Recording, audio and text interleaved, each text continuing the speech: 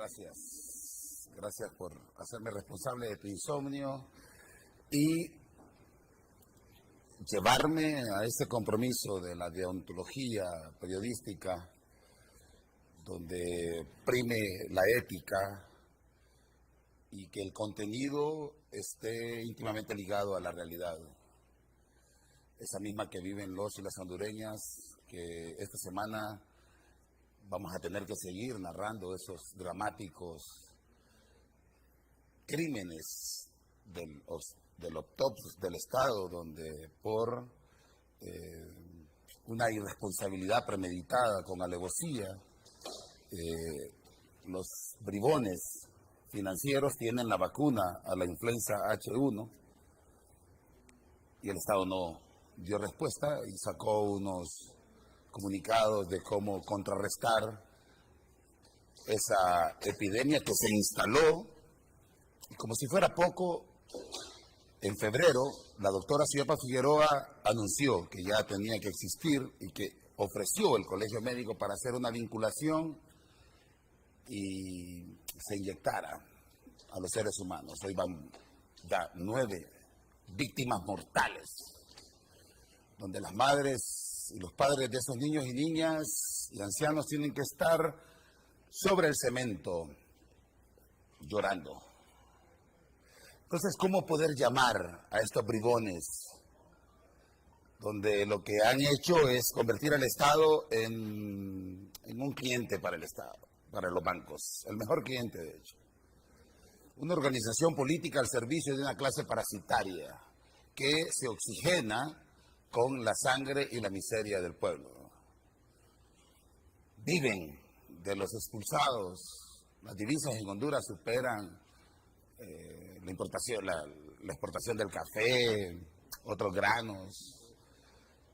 O sea, las remesas superan eso.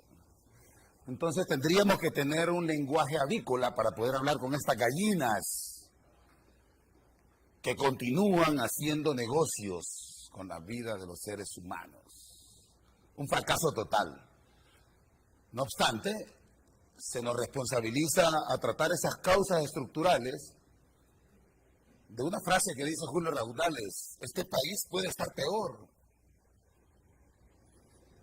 Porque el imperio mediático, un 95% de los medios de comunicación están en manos privadas y los mejores clientes son los bancos, las transnacionales, las farmacéuticas.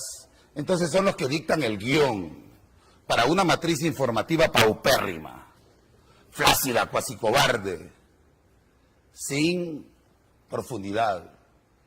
Entonces te llevan evento por evento y tratando temas que son los síntomas, pero no la causa. Esa que deberían de estar discutiendo los diputados no tienen ningún sentido. Ellos están buscando un aumento, por ahí una idea bastante consecuente con una persona cuasi analfabeta que dice que hay que inyectar a las personas que están en el hemiciclo y los familiares, estratificando desde el poder legislativo. Pero a María, a José, a Pedro le toca huir o ser víctima en cualquier momento de una bala. Eso es lo que tenemos como país. Y esas condiciones de país reciben el capital financiero, que es el más dañino, y presta dinero sobre ese cadáver de corrupción que continúa in situ, ahí en la institucionalidad fracasada.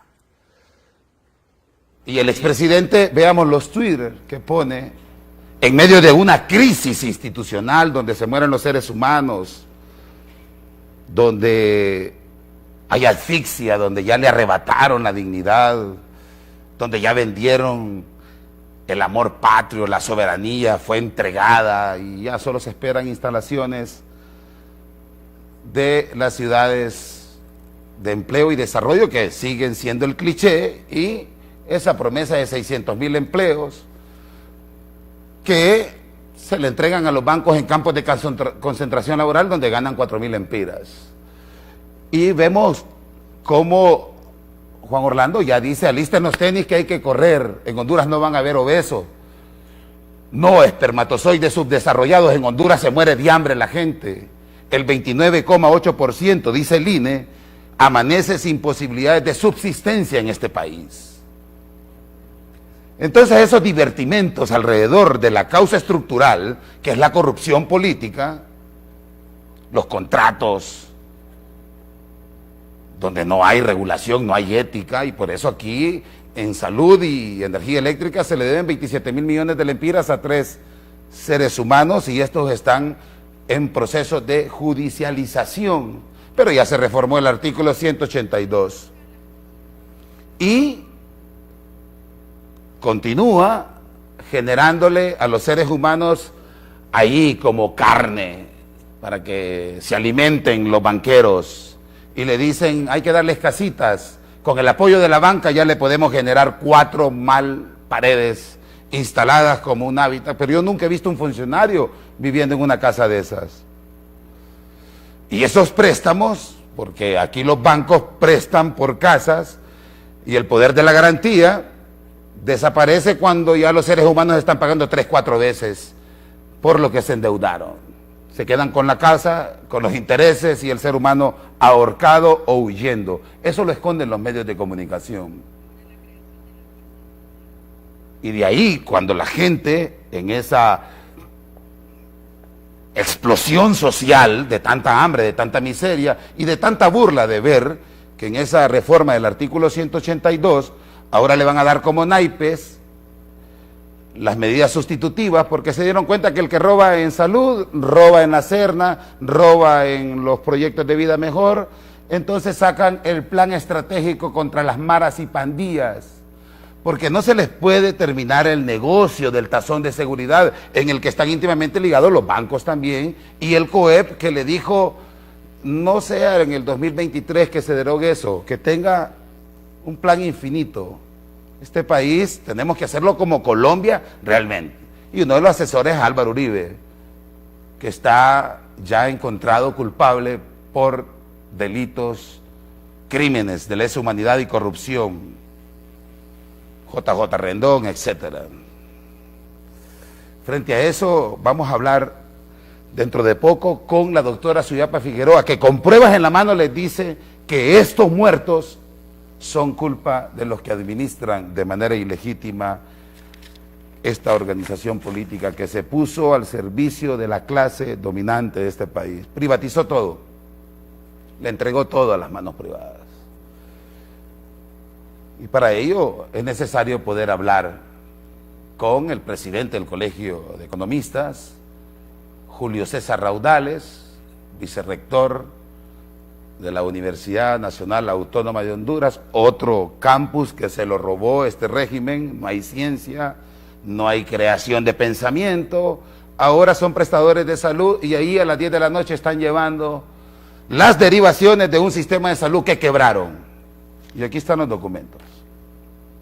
Y sale el rector de la universidad diciendo que es urgente que la Comisión de Finanzas en el Congreso Nacional suelte el dinero ya porque el hospital escuela está en detrimento. No, allí arruinaron premeditadamente y tenemos el sustento para decirlo, el tomógrafo, todo el circuito de rayos X, porque esa prestación de servicio la tiene la Universidad Nacional Autónoma de Honduras.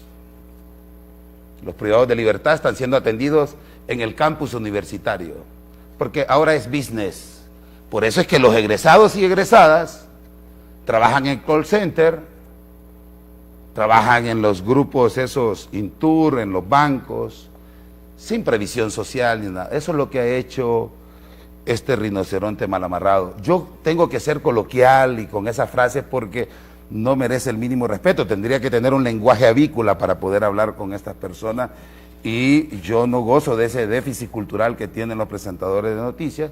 También me acompaña Nelson Ávila. Más adelante tendremos un contacto con Pedro Brigger desde Argentina y les anuncio la próxima semana entrevistaremos a Rafael Correa, que entendió como presidente que no era tan necesario hacer escuelas, no era tan necesario hacer hospitales, sino se rompía ese cerco mediático que construye una verdad diferente a la de la sociedad y sus necesidades, la que lo descolocó del artículo 59.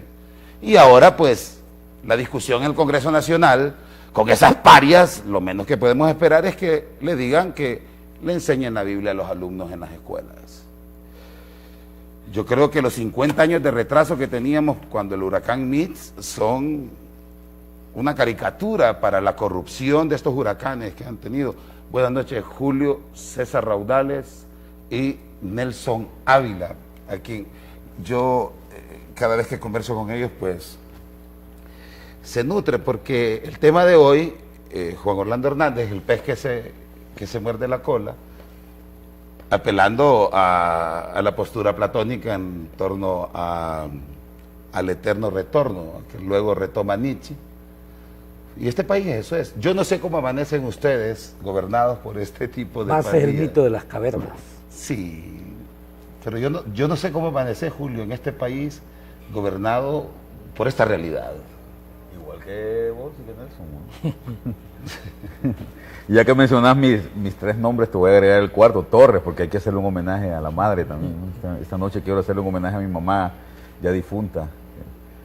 Yo, de hecho, soy Milton Omar Ávila Benítez, yo le hago un honor, yo por eso es Milton Benítez, porque mi mamá fue la que asumió la cobardía de mi padre, que tuvo que dejar un hogar monoparental. Sí, serán ese fue el parientes. irresponsable. Ese fue el irresponsable. Entonces, aquí se va a hacer un diálogo socrático, un diálogo sartreano, podemos apelar a... Hay de todo, ¿no? Sí. Y en todos los países hay de todo. En este país, por supuesto. En este país hay... Pero tu madre era exactamente parte del 70% de las madres que asumen las responsabilidades de los padres, ¿no es cierto? Aquí un 70% de madres son lo que consideran como madres solteras, por esa irresponsabilidad paterna. No sé si tú has hecho aseveraciones interesantes, hablaste de la ética, y fíjate que la ética define a la política, la ética define al derecho y la ética define a la economía. Cuando tú ves la teoría de la necesidad o desde que los primeros pensadores también, cuando tratan de generar una ruptura entre el mito y hacer primar también la razón, tú te encuentras exactamente. ¿Cuándo ocurre eso? Siglo VII aproximadamente, 6, 7, antes de la era común o antes de Cristo, ¿verdad? En ese pensamiento y en esa ruptura hay algo interesante. Siempre todos ellos, desde los epicúreos, que comienzan a darle más bien primacía a lo que es la ética, tú tienes que la misma concepción del derecho, dice no puede existir derecho sin justicia y la justicia está determinada por la ley. En economía, si tú te fijas también, todo lo que es la teoría de la satisfacción y todas las teorías de las necesidades está fundada en un elemento que es el elemento de la ética. Y lo tienes también en la política. No existe político sin ética. Por eso, no por casualidad, entonces, el mismo Aristóteles, 300 años antes de Cristo, ¿no? Cuando plantea al mismo tiempo que para la construcción de la política, sin duda alguna no la concibe sin, como también lo ha dicho antes sus predecesores, en el caso de Sócrates, que no escribió nada, pero que Platón le sintetiza, dice, no hay política sin la conformación de un Estado justo. En el caso de Platón va al concepto del Estado ideal, ¿no es cierto? El Estado que inclusive Hegel trata de estructurarlo también, pero Hegel ya estamos hablando nosotros del siglo XVIII, ¿no es cierto?, fines de 1700 y fracción, y que de una u otra forma el objetivo siempre es cómo construir esa nueva civilización. Y aquí vamos.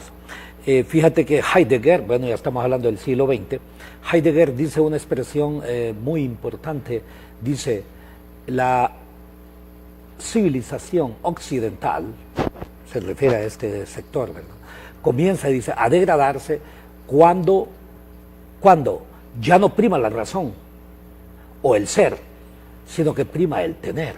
Y es lo que tú acabas de mencionar. Sí, toda la lógica entre lo óptico y lo ontológico. Claro, pero lo fundamental aquí es la destrucción del ser por el tener. Y tú te fijas que en realidad los principios fundamentales que norman en esta sociedad es el tener. Tú vales lo que tienes, tú vales no lo que eres, o lo que eres capaz de dar, y eso lo ves también en la política, Que ¿no es se cierto? repite luego en Sartre cuando habla de la cosificación. de la persona. La cosificación de la Pero persona en el mundo. parémonos ahí porque la él desaparición destruye del el sujeto objeto por cartesiano. Pero Sí. Heidegger lo que hace es el desafío al sujeto cartesiano, Sí. quitar de la centralidad al sujeto, Correcto. porque entra ya en la cosificación que plantea Sartre un poco más. Acordémonos que también Heidegger, el Dasein, el ser ahí, Es correcto. ¿verdad? Entonces, de hecho, Hitler fundamenta Es correcto. En su teoría del Estado, se apoya enormemente también la teoría del Estado ideal de Hegel, ¿no es cierto? claro. Pero, ojo, pero mal concebido. Me explico, o sea, mal concebido en términos de que, por ejemplo, si tú te fijas, para Platón, y cuando Aristóteles habla que el ser humano es un ser político, ojo, ¿por qué lo dice? No lo dice por cualquier cosa, lo plantea porque dice, desde la perspectiva ontológica, no puede ser político sino aquel que tiene conocimiento. Correcto. ¿No es cierto? Y lo que es interesante también es que cuando tú ves la definición que también tiene Aristóteles sobre el tema del conocimiento, dice que no es posible un conocimiento si no va orientado hacia el bien y hacia el bien común. Ojo, hay un tema de la ética. Entonces, tú te fijas ahí, o sea, en otras palabras, que el conocimiento que está orientado hacia la destrucción del ser o hacia la destrucción del bien común, o que no va orientado hacia el bien común, entonces no es conocimiento dentro de esta categoría. ¿Qué es lo que quiero decir? Y tú planteaste también algunas cuestiones interesantes que me recuerdan, imagínate, nosotros nos transportamos de un punto al otro, pero dentro de lo que es esta famosa concepción del mito de las cavernas de Platón, es exactamente cuando yo veo a algún político que dentro de su partido o dentro del país quiere hacer primar su forma de ver las cosas y no necesariamente la realidad misma. O que genera imágenes falsas que genera imágenes para falsas para presentarle otra realidad a la para gente, presentarle ¿no? otra Ese realidad. es el mito de las Ese cavernas. es el mito de las cavernas, exactamente. O sea, no te importa a ti en lo absoluto lo que está ocurriendo fuera de la caverna, que es el mundo real, sino lo que tú piensas sobre ese mundo real. O lo que le está generando, lo que está generando para pretender hacer creer una realidad al mundo de afuera. Exactamente. Y esto, fíjate que, bueno, vaya, Platón es siglo Bueno, de IV. hecho, al que invita a que salgan del mito de la caverna, lo matan. Sí, Por inseguridad. claro, Porque hay que vivir en la oscuridad. Claro, claro. Tienes que, y esto, vean cómo nosotros de una u otra forma voy a hacer, imagínate, mención en este momento a alguien como Noam Chomsky, ¿verdad? En donde plantea todo lo que son las estrategias de manipulación mediática. Y lo puedes observar exactamente en la Honduras de estos años. Pero, o sea, una manipulación mediática mediante la dominación, la transposición de imágenes para generarte una idea falsa de la realidad, para distorsionártela, o cuando el pueblo está tomando posición sobre un tema, se lo desvían, u otro, el que es responsable del problema, como el de las privatizaciones y el alto costo de la energía de EEH, entonces el que ha originado el problema aparece como el salvador. ¿Me explico? ¿Les parece? Ese tipo de cosas tienen una explicación que filosóficamente está dado. Si tú te fijas, todas estas visiones de lo que se conoció como las tesis de los 7 grandes sabios del pensamiento griego, del pensamiento helénico, ¿verdad? Entre Los protocolos. epicúreos. No, en este caso, sí, las primeras reflexiones y todo lo que es la conformación de los todas primeros estas filósofos escuelas, de la naturaleza, los primeros ¿no? filósofos, exactamente, y tú tienes exactamente que todas esas escuelas son escuelas de pensamiento ideológico, son escuelas de pensamiento político, pero también escuelas de pensamiento económico, ¿no es cierto? Por supuesto. Están los sofistas, que es otra de las escuelas, ¿verdad? En donde, mira, vivimos un mundo sofista. Todos sabemos que en el sofisma descansa en que las cosas, lo importante no es si son verdaderas o falsas, sino que parezcan verdaderas. ¿Cómo lo puedes o discutir? que parezcan ¿Cómo puedes falsas. discutir vos para hacer que parezcan realidad? ¿no? Exactamente. Entonces, Que era lo que combatía Sócrates, ¿no? Claro, bueno, y a Sócrates lo asesinan Claro, los sofistas precisamente por eso. Todos sabemos que la Sí, pero hay un decisión de la desafío a que defina qué es la verdad también. Claro, ¿no? claro. Hay un de una u otra forma, desafío lo que tú dices, pero es todo un pleito, no solamente metodológico, es un pleito ideológico. O sea, en el sentido de la concepción sofista y la concepción de una u otra forma socrática, ¿no? Pero lo que sí, y aquí termino, si te fijas en estas transposiciones que hacemos de Noam Chomsky, y te fijas en el esquema geopolítico, es la misma historia. Estados Unidos, por ejemplo, acaba de anunciar hace, ¿qué? 48 Ahora, horas, Nelson, ¿no? por factor Sí. de los segmentos, Sí. ¿les parece si sintetizamos? Porque no es nada nuevo, también, pero a manera de introito necesitamos ir haciendo esto, conceptualizando, para no caer en el mismo error que estamos hablando, en esos contenidos sui generis. De hecho, Hitler se respalda en ese imperio mediático. Sí. Acordate que Sí, por supuesto. él se sostiene a través de eso Claro. y construye una verdad. Él construyó Y- su realidad, su realidad. a través de la propaganda, ¿no? ¿Y qué es lo que estamos viendo? Esta propaganda, por ejemplo, vemos 10 Twitter en menos de 48 horas al margen de una realidad concreta. No, aquí la gente se murió porque no existió una inyección, pero sí existe en Banco Ficosa, que la está vendiendo a 608 lempiras. Entonces, te sacan otro, diría yo, distractor en el Congreso Nacional, que van a aumentarle 50.000 lempiras a los diputados. O sea que hay algunos que les gustan 50, a otros 50.000 y repiten también con Sí, 50.000 entonces, adicionales. pero un repetir problema de eso- ética profundo.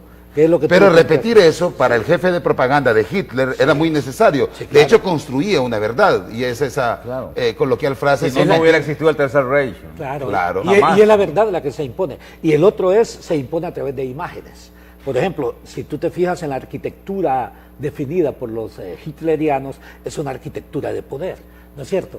Como por ejemplo cuando uno visita la parte antigua de Roma y tú observas todas aquellas enormes columnas de, qué sé yo, de 10, 15 metros de altura, tú dices, yo, ser humano del siglo XXI, frente a esa colosal arquitectura, bueno, me quedo observándola y todo lo demás. ¿Qué ocurría exactamente 2000 años atrás cuando ellos dominaban el mundo? Fue imperio, ¿no? Aproximadamente en el año 67 antes de Cristo, ¿no? Es cuando comienza a ser imperio. Y dura, ese es el imperio que más ha durado, ¿no? Dura casi 500 años. Y entonces, ¿cómo toda esa imagen de la falsedad impuesta como verdad se impone a través de figuras? ¿Cuáles son esas figuras, por ejemplo? Que era lo que decíamos. En el caso del alto costo y del abuso de EEH, que yo siempre exijo que leamos los 3 documentos, 2 de ellos no aparecen, del Tribunal Superior de Cuentas. Tal vez tú, con tu autoridad como presidente del colegio, sería bueno tratar de Conseguir decir los que por contratos. qué no aparecen. No, es un estudio de 3 volúmenes que hizo el Tribunal Superior de Cuentas, en donde demuestra que la conversión de NE en EEH le ha costado al pueblo hondureño en los primeros 7 años 29.900 millones de lempiras. Ese es el primer punto. Segundo punto, es que realmente los 3 accionistas de Medellín, que tienen supuestamente el 47%, ¿son ellos realmente los dueños? Es que otra empresa que se llama Enterprise, que es muy hondureña, que es la misma SEME, ¿verdad? Que es dueña también de un enorme porcentaje, como de la noche a la mañana, aparte de que han violentado la Constitución y otra serie de cuestiones, aparece de la noche a la mañana como dueño de una empresa de esta naturaleza. Esa es una verdad que es impuesta sobre una realidad. O en el caso que nos ocupa, cuando son 12 personas, ¿no? Las que han muerto, no me quiero equivocar. 9, dijo. 9 y están 6 personas en estado de gravedad. Ya, Samuel pero- Santos acaba de notificarlo lamentablemente que Exactamente, murió otra niña. pero ya en 3 o en 4 departamentos, si no mal Las recuerdo, ¿no? estadísticas que se Entonces, registran, me Sí, acuerdo y ya que lo la- mencionas, por último Sí. también la lamentable cooptación del sindicato, ¿no? bueno, Al ese es el final, otro punto, que también dentro del sindicato con el 8% supuesto de las acciones, no todos los del sindicato están de acuerdo. Es el sindicalismo oficialista el que ha aceptado estar dentro de esa estructura, que cubre, yo les diría, una enorme corrupción que ha caracterizado sobre todo a los procesos de privatización en nuestro país. Yo quiero, porque cuando nos comuniquemos con Brigger, vamos a contextualizar, porque vienen 3 procesos electorales que están en ese momento dando mucho de qué hablar en relación a lo que puede ocurrir en Honduras. No somos un fenómeno aislado. y Colombia, Venezuela y México en estos días y en el próximo mes estarían entrando en una contienda electoral, y me llama la atención que el tema de discusión sigue siendo quién es menos corrupto, pero no quién es más capaz. Entonces, yo creo de que por eso hemos titulado el pez que se muerde la cola, ¿va? Ese eterno retorno de las democracias que ya colapsaron producto de la corrupción. Si me confirman cuando ya esté Brigger, ya lo tenemos. En 2 minutos lo tenemos. Entonces, antes de hacer el contacto con Pedro Brigger, y que agradecemos a toda la gente del sur, de África, de Europa que nos está viendo, es necesario, Julio, así brevemente conceptualicemos estos ya colección de fracasos y que están golpeando seriamente, y que vos dijiste hace varios años este país puede estar peor, y estamos llegando a eso. Bueno, a ver, yo pienso que hay en Latinoamérica hace ya bastante tiempo hay un problema con la concepción que tiene la ciudadanía de la democracia, ¿verdad? Y cómo la democracia puede solucionar sus problemas. Sí. Cuando vos conectás el tema de ¿es la democracia el mejor sistema para que la ciudadanía pueda llevar o elevar sus deseos o sus frustraciones hacia la solución de sus problemas? Y evidentemente todas las mediciones que se han hecho demuestran que no existe en toda Latinoamérica especialmente, yo creo que en todo el mundo, pero especialmente en Latinoamérica, una percepción adecuada de cómo la democracia puede hacer para solucionarlos, ¿no? Entonces, es preocupante porque, como bien decía también Hannah Arendt, esto puede ser el origen del totalitarismo, ¿no? Y esto es lo que nos ha llevado a la generación de problemas como el que estamos viviendo nosotros en el país actualmente. Ahora, estos nichos de corrupción se acrecentan en la medida que organismos financieros como el Fondo Monetario Internacional, el BID, encuentran este tipo de gobernantes que son más corruptos que presidentes. Es que hace ya 60 años, más, casi 70 años, cuando en Bretton Woods se reunieron 1944. Luego de la Segunda Guerra Mundial, los mayores pensadores económicos del mundo, ahí estaba Keynes, pero había también otra gente de los Estados Unidos y de Alemania y del resto de creo que estuvo ahí. De Europa. No, estaba muy cipote. Entonces, pero cuando se reunieron y crearon esta parafernalia mundial, yo creo que nunca llegaron a pensar que más bien estos bancos y estas instituciones podían convertirse en una fuente de alimento para los corruptos en el mundo, ¿no? ¿Qué es lo que está? Y yo te pongo el caso de Honduras. El caso de Honduras es un caso paradigmático. Se puede servir de ejemplo para cualquier libro de texto en el mundo.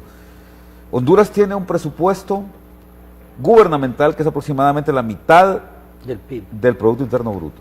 Es decir, el 50% del Producto Interno Bruto se lo gasta el sector público hondureño. 200.000 millones el presupuesto aproximadamente, y 400 y pico de miles el PIB. Y si vos tomás únicamente la parte del gasto del gobierno central, son más o menos unos 130.000 millones de lempiras. Y a eso, Milton y Nelson, le sacás cuánto se va en transferencias, cuánto se va en gasto corriente, cuánto se va en pago de gastos de funcionamiento de los ministerios, apenas queda un 15% de esos 135.000 lempiras para 135.000 millones de lempiras para inversión pública.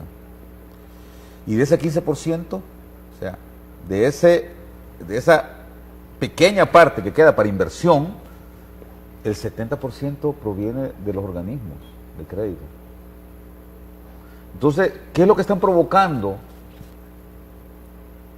Y no le voy a echar la culpa a ellos, porque sería como quitarme yo la responsabilidad o quitarnos nosotros la responsabilidad. Pero si el 70% lo estás utilizando, de lo que estás utilizando para inversión pública, viene de afuera, nos viene por préstamos, por nuevo endeudamiento, quiere decir que estamos nosotros dejándole una gran cantidad de espacio fiscal a quienes manejan los fondos públicos, a quienes manejan los impuestos, para que puedan hacer lo que quieran con Pero ellos. esos préstamos obedecían a un superávit que tenían en ese momento los organismos financieros internacionales. Independientemente de eso. No, pero tenemos en contexto, solo te interrumpo, Julio, discúlpame, está en la línea Pedro Brigger, director de Nodal, otro pulmón de comunicaciones que contribuye a la muralla humana en el mundo para destruir ese cerco mediático que, tal como ustedes han coincidido, instala una verdad para destruir al ser humano, y el 95% de la ciudadanía consume esa telebasura. Destruir la verdad misma. Correcto. Entonces, Pedro, muchas gracias, y sabemos la diferencia de horas, pero se nos es imperativo. Estoy dialogando con el economista Nelson Ávila, ex candidato presidencial, y con Julio César Raudales, presidente del Colegio de Economía, y nos interesaría saber cuál es en este momento el clima en el que se están desarrollando estos dos eventos electorales de dos países que son de particular interés para los Estados Unidos, y nunca habíamos contemplado cómo el Departamento de Estado ya desacreditó una contienda electoral que es hasta el 20 de mayo y cómo se ha volcado sobre un candidato en particular que es de la línea del doctor Álvaro Uribe. Pero explícanos tú qué está ocurriendo en el continente. En primer lugar, buenas noches, un gusto conversar contigo otra vez, Milton. Son dos procesos electorales bastante diferentes. Hay que tomar en cuenta que en Venezuela no hay segunda vuelta, en Colombia hay segunda vuelta. En segundo lugar, que en Venezuela hay una crisis política de representación que lleva un tiempo importante, y esto hace que un sector de la oposición haya decidido no presentarse a estas elecciones porque su objetivo es derrocar al gobierno de Nicolás Maduro. Lo han intentado por todas las vías, lo han intentado principalmente por la vía violenta el año pasado, fracasaron, y son conscientes de que en la contienda electoral no tienen muchas chances de ganar. Por eso una parte importante de la oposición no se presenta. Un sector de la oposición sí se presenta con un candidato de trayectoria política de larga data, que es Henry Falcón, que fue gobernador del estado de Lara, apoyado por varios partidos, entre otros el Partido Social Cristiano COPEI, que es uno de los dos grandes partidos de la historia venezolana de los últimos 50 a 60 años. El caso de Colombia realmente es muy diferente porque está inmerso en un proceso de paz complicado, porque hay unos asesinatos sistemáticos de dirigentes sociales, porque es el país que tiene el nivel de desplazados internos más alto del planeta, más de 6 millones de desplazados, porque hay serias dificultades para votar. Esto es algo que no se suele destacar respecto de Colombia, pero hay que decirlo. Esto se vio cuando fue el proceso de paz y el referéndum por el proceso de paz. Hay zonas de Colombia de difícil acceso, donde no llegan las urnas, donde hay altos índices de violencia. Esto hay que decirlo, porque una campaña electoral con altos índices de violencia es difícil de llevar adelante. Y paradójicamente, vos mencionaste al expresidente Álvaro Uribe, que tiene un candidato que está muy bien rankeado en las encuestas hoy en día y que le estuvo en contra del proceso de paz llevado adelante por el presidente Juan Manuel Santos.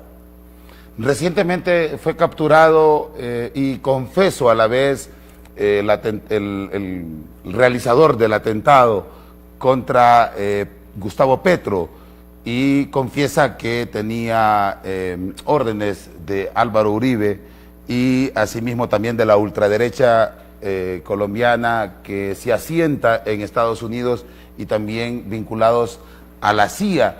Cuando yo escuché eso en la W y traté de comunicarme pues con ellos, las explicaciones siguen siendo bien simplistas y me dicen, en Colombia así son las elecciones. Entonces yo te pregunto, para Gustavo Petro en este momento, las condiciones que se generan en Venezuela, por ejemplo, con un proceso electoral que va a emitir los resultados transparente porque tienen un sistema electoral el más novedoso, incluso la empresa del expresidente Carter certifica que es de los que garantizan ese proceso electoral. Ahora, yo te pregunto, ¿con qué desventaja llega Petro a una institucionalidad tan vinculada a la corrupción y vinculada a los intereses estadounidenses que acaba de aperturar 7 bases militares en los últimos 10 años? Es difícil responder a esta pregunta, Milton, porque es real que la corrupción en Colombia está muy vinculada al tema del narcotráfico. De hecho, hay decenas de diputados y senadores que han estado en diferentes procesos judiciales.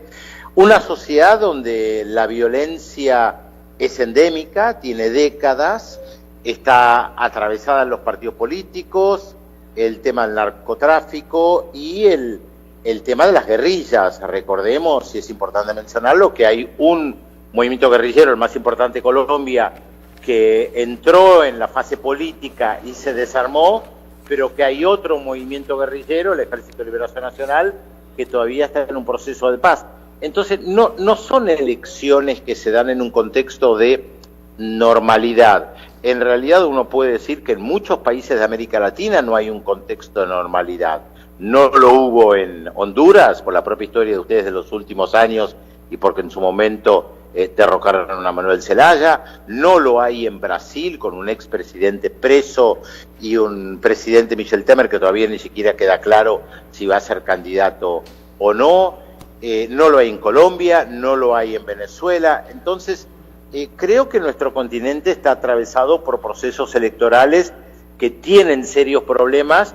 A eso hay que añadirle, por supuesto, por ejemplo, el caso mexicano, con el asesinato de más de 90 políticos en los últimos meses, candidatos a alcaldes, en un proceso electoral que también realmente uno podría decir está altamente cuestionado y donde ha habido denuncias de fraude en las últimas elecciones con un candidato, Manuel López Obrador, que hoy va favorito en las encuestas, que dice que le robaron las dos elecciones anteriores. Por lo tanto, es muy difícil hablar de normalidad, Milton, en estos procesos electorales, concretamente en el caso de Colombia. Mencionaste un intento de, no sé si se puede decir asesinato, por lo menos tiraron en contra de la caravana de Gustavo Petro, tiraron en contra de la caravana de Lula da Silva hace más de un mes y medio en el sur de Brasil. Estamos viendo un contexto realmente complicado. Vos hablaste también de los Estados Unidos siempre interviene, tiene a su patio trasero histórico, que es América Latina, y necesita tener gobiernos afines para su política. No estoy revelando ningún secreto, esto es algo muy claro y Estados Unidos siempre interviene. Y por último, recientemente entrevistaste a Rafael Correa y te decía que el epicentro de todos esos males, o para ocultarlos, o en su momento defenderlos, o atacarlos que los contrarrestan, se llama la prensa. Y luego una pregunta que le hiciste, que me llamó la atención, y que la respuesta es: América se ha vuelto tan vulnerable por la prensa, porque son los banqueros los dueños de esta, y le están haciendo tanto daño que necesitamos más medios independientes.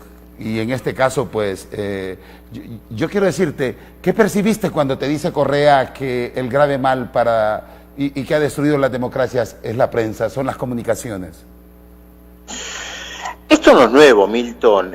Los medios de comunicación en nuestra región nacieron de la mano de los fundadores de las patrias, que en cuanto tuvieron la posibilidad de tener medios de comunicación, los usaron para sus intereses, para avalar sus políticas.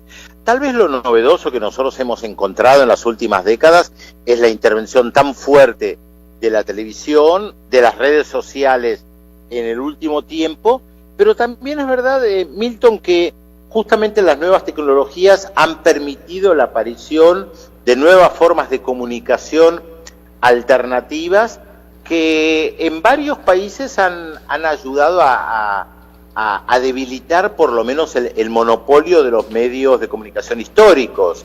Yo dirijo un portal de noticias sobre América Latina y el Caribe que no hubiera podido hacer 10 o 20 años atrás porque lo hubiera tenido que hacer en papel. Las nuevas tecnologías permiten que hoy cualquiera en Honduras, en México o en España entre todos los días a Nodal y se entere de lo que está pasando en la región, aunque los grandes medios de comunicación no lo mencionen. Entonces, por más que muchos medios de comunicación no hablen del asesinato de dirigentes sociales, por ejemplo, en Colombia, que es algo sistemático, uno encuentra muchos portales que son reconocidos, que son serios, como el que yo dirijo, Nodal, y tantos otros, donde damos la información sobre lo que pasa. Entonces, uno tiene acceso a la información, y eso es una gran diferencia con el pasado, Milton. Antes uno no podía acceder a esa información, dependía de los grandes periódicos, del Heraldo, del Tiempo, en el caso de Honduras, o de los grandes medios como Folha de San Pablo, Estado de San Pablo en Brasil. Y hoy esto ha cambiado, hoy uno se puede enterar a través de múltiples medios de comunicación lo que sucede. ¿Cuánta gente conocemos nosotros hoy en Honduras que recibe un diario en papel a la mañana? Seguramente muy pocos, porque un diario en papel a la mañana ya es viejo, puede marcar la agenda política, pero un diario que yo recibo a las 8 de la mañana en mi casa en Buenos Aires o ustedes en Honduras, es un diario que cerró la información a las 7, 8 de la noche del día anterior, y hoy con los portales de noticias yo estoy mucho más actualizado.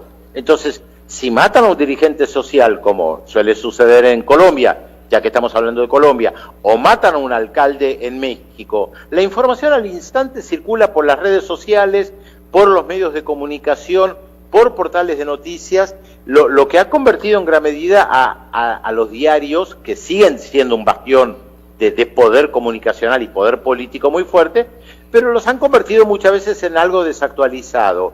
Y yo creo que entonces, más que quejarnos, más que plantear la letanía de que los medios de comunicación hegemónicos son los que logran destruir gobiernos, yo creo que el desafío es volver tal vez a las raíces del periodismo, que es la información, que es el análisis, que es tratar de ser lo más equilibrado posible. Sabemos que la objetividad no existe, para tratar de informar desde los diferentes puntos de vista. Nosotros en Nodal lo hacemos. En Nodal uno puede encontrar entrevistas a los principales referentes del gobierno de Venezuela y a los principales opositores del gobierno de Venezuela.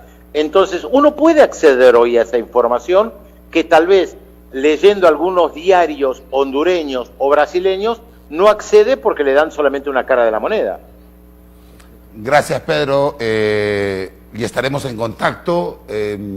Si quieres agregar algo más, de lo contrario, pues te agradezco mucho y estaremos en contacto para seguir difundiendo en Honduras. Ya Nodal se lee. Honduras quiere agradecerte también el papel protagónico que jugó Nodal para cuando el golpe electoral. Aquí mis invitados también coinciden conmigo y toda la televidencia también jugó un papel protagónico, pues cuando no se quería hablar de lo que estaba pasando en Honduras. Gracias, Pedro. Si tenés algo... No, gracias a ustedes por llamarme. Un gusto conversar con ustedes como siempre.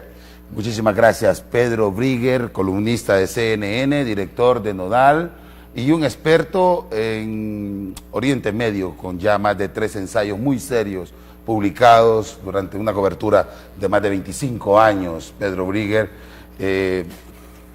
entrevistaba a un colega de ustedes que desistió del Fondo Monetario Internacional y le dijo, bueno, esa deuda, y cuando después de que formule la pregunta ustedes también pueden hacer un comentario en lo que ha dicho Brigger, pero Correa, una de sus primeras, diría yo, afrentas, y que el pueblo le reconoció y que toda la prensa decía, este está loco, nos metió en un manicomio y aquí nos llevó al acabose. Se le paró al Fondo Monetario Internacional de una deuda que se había pagado 10 veces y los intereses eran descomunales, habían comprado unos bonos, por citar un número, a 30 y los ecuatorianos lo estaban pagando a 100. Julio. Mira, yo tuve la oportunidad y el placer de conversar con el presidente Correa en el marco de una cumbre a la que me tocó asistir también, acompañando al presidente hondureño, y fue muy interesante. Correa es un tipo sumamente inteligente y yo creo que cambió a Ecuador. Posiblemente yo discrepo en muchas cosas con Correa, pero no podemos negar una realidad. Ecuador era uno antes de Correa y es otro ahora, gracias a la gestión que este presidente hizo. Y uno de los elementos en los que yo discrepo acremente del presidente Correa es en el tema del manejo de los medios de comunicación. Y te lo digo porque me tocó presenciar una conversación entre él, el actual presidente de Honduras, Juan Orlando Hernández, y el presidente Lobo. Y prácticamente la ley Mordaza, que en el último año, 2013, quería sacarse, era una copia de las cosas que quería hacer Rafael Correa en Ecuador, ¿verdad? Cuando uno está en el poder, corre ese riesgo, Milton. No, pero yo conozco la ley, Julio, y ahí sí discreparíamos un poco. El 95% de los medios eran dueños de banqueros que tenían los intereses. Lo mismo que pasa aquí en Honduras. Con la nacionalización que había hecho sobre el petróleo y las concesiones del crudo. Pero, ahí sí, porque no, a ver, pero en lo sustantivo el problema es que cuando uno está en el poder o cuando estás en el poder te sentís tentado a pensar, como sucedía en Ecuador y como sucede aquí en Honduras también, ¿no? Que los medios de comunicación son manejados por 3 o 4 tipos que tienen sus intereses, que tienen sus empresas, y en Ecuador y aquí en Honduras también. Pero y entonces querer pararlos. Esa iniciativa no fue de Correa, esa iniciativa fue del legislativo. De hecho, Correa siempre lo ha explicado, y con Ana Pastor, que fue una de las que fue acuciosa, demostró que no había censura. Y dijo, bueno, ¿por qué los medios de comunicación, en este caso, que yo hago esa reforma, se victimizan porque siempre nadie les ha dicho nada? O sea, yo ahí sí creo... Mira, yo lo que te puedo decir es lo que yo escuché. Y puedo pecar de infidente acá. Y está pecando de infidente. Puedo pecar de infidente acá, pero yo escuché una conversación. Mira, yo escuché 2 cosas que a mí me dejaron espantado de Rafael. Una fue esa, que Rafael aconsejando a Juan Orlando, aconsejándolo como amigo, y al presidente Lobo también. En ese tiempo Juan Orlando era presidente del Congreso Nacional, aconsejándolo de la forma en que tenían que hacer para parar. Pueden tener modos de pensar diametralmente distintos, o posiblemente sorprendieron al presidente Correa en eso, en sus intenciones, pero la verdad es que él les estaba aconsejando eso. Y también el otro tema ¿Qué consejo, Julio? Que había que hacer una ley que permitiera ponerle una mordaza a los medios de comunicación que estaban cooptados o que eran o que eran propiedad de grupos de interés en el país. Lo cual es cierto, pero sí, porque qué imparcialidad puede tener un banquero que es dueño de un medio de comunicación. Pero el tema acá, mira, Milton, el tema acá es que hay que ser consecuente. Yo estoy de acuerdo con que hay un montón de medios de comunicación, la mayoría de los medios de comunicación hondureños, y en eso, por eso me gustó mucho la interpretación de Briegel acá, porque al final la verdad siempre va a terminar aflorando, por más que querrás contenerla, y sobre todo en el medio en el que nosotros estamos ahora y con los recursos tecnológicos que existen. Fake news hay en todos lados, y los medios de comunicación, estoy de acuerdo, han sido los culpables en muchos aspectos porque pertenecen a holdings, pertenecen a grandes compañías que tienen intereses en todos lados. Tienen un banco, tienen una cadena de supermercados, tienen una cadena de supertiendas que están vendiendo muchísimo hoy día, por ejemplo, y al mismo tiempo tienen un periódico, una emisora de radio y un canal de televisión para poder proteger sus intereses. Entonces, yo te lo digo porque yo escuchaba, sin que estuviera de acuerdo con él, ¿no?, al presidente Lobo diciendo eso. Cualquier cosa que yo haga, decía el presidente Lobo, viene el Heraldo, viene la prensa, viene la tribuna y se opone, entonces hay que pararlo. Entonces, yo, discúlpame, en la personal estoy totalmente en contra de eso. Pero lo mismo decía Rafael Correa, lo mismo, yo lo escuché, a mí no me lo contaron. Y la otra cosa tiene que ver más con la economía, porque estaba muy preocupado el presidente Lobo en ese tiempo por el tema del peso de la deuda, y entonces le dice, mira, le dice el presidente Lobo al presidente Correa, tú que eres economista, ayúdales aquí a estos, le dice. Estábamos con otra gente del gabinete económico, ayúdales a esto, y dales un consejo de cómo hacer para manejar ese tema de la deuda. Entonces nos dice Rafael, delante de él, nos dice Rafael, ¿y cuál es el problema que tienen ustedes? ¿Tienen problemas con la deuda externa? le dice el presidente Lobo, con la deuda interna. Nah, facilito, me pongan a andar la máquina de dinero y produzcan dinero. Le dice. Yo me quedé así como, ¿qué es ese consejo? ¿Va? Pero yo te lo digo, más allá de esas discrepancias que yo pueda tener con él, acepto, reconozco que fue un presidente muy valiente en Ecuador y cambió Ecuador. Ustedes han hablado de medios de comunicación. La pregunta que yo me hago es que existen realmente medios de comunicación en un país como Honduras. Es una buena pregunta, ¿no? Es una muy buena interrogante. Sí. O sea, ¿qué es comunicación? Es tratar de transferir o interpretar una realidad. Es una verdadera comunicación, es cierto. En Honduras lo que existen son medios de desinformación, en su mayoría. Que es un poco lo que estabas comentando al son comienzo. medios de dominación, así es. Que es un poco lo que estabas comentando al comienzo. Así ¿no? es, al exacto. final, Entonces, ¿cuál es la verdad que queremos claro, decir? exactamente, este es el primer punto. Y aquí se aplica, fíjate que Thierry Meyssan, que es uno de los, en mi opinión, de los mejores analistas geopolíticos en este momento, ¿verdad?, francés, plantea cómo estos medios utilizan lo que es la teoría de las 3D. La primera es la desinformación. La segunda, que te viene después de la desinformación, es la desviación. La tercera, después de la desviación, es en realidad la dominación. Y finalmente, dentro de todo esto, simple y sencillamente, te genera también que en el largo plazo existe lo que vos planteaste, el sociopolítico Hannah Arendt, por ejemplo, en este libro, sobre los totalitarismos, los orígenes del totalitarismo. En el libro Los orígenes del totalitarismo, si bien es cierto, él como una persona de ascendencia judía se concentra esencialmente en el totalitarismo hitleriano, pero menciona lo primigenio del totalitarismo basado en la xenofobia, ¿verdad? Claro. Y la xenofobia es la expresión y aquí vamos, de la ausencia de conocimiento.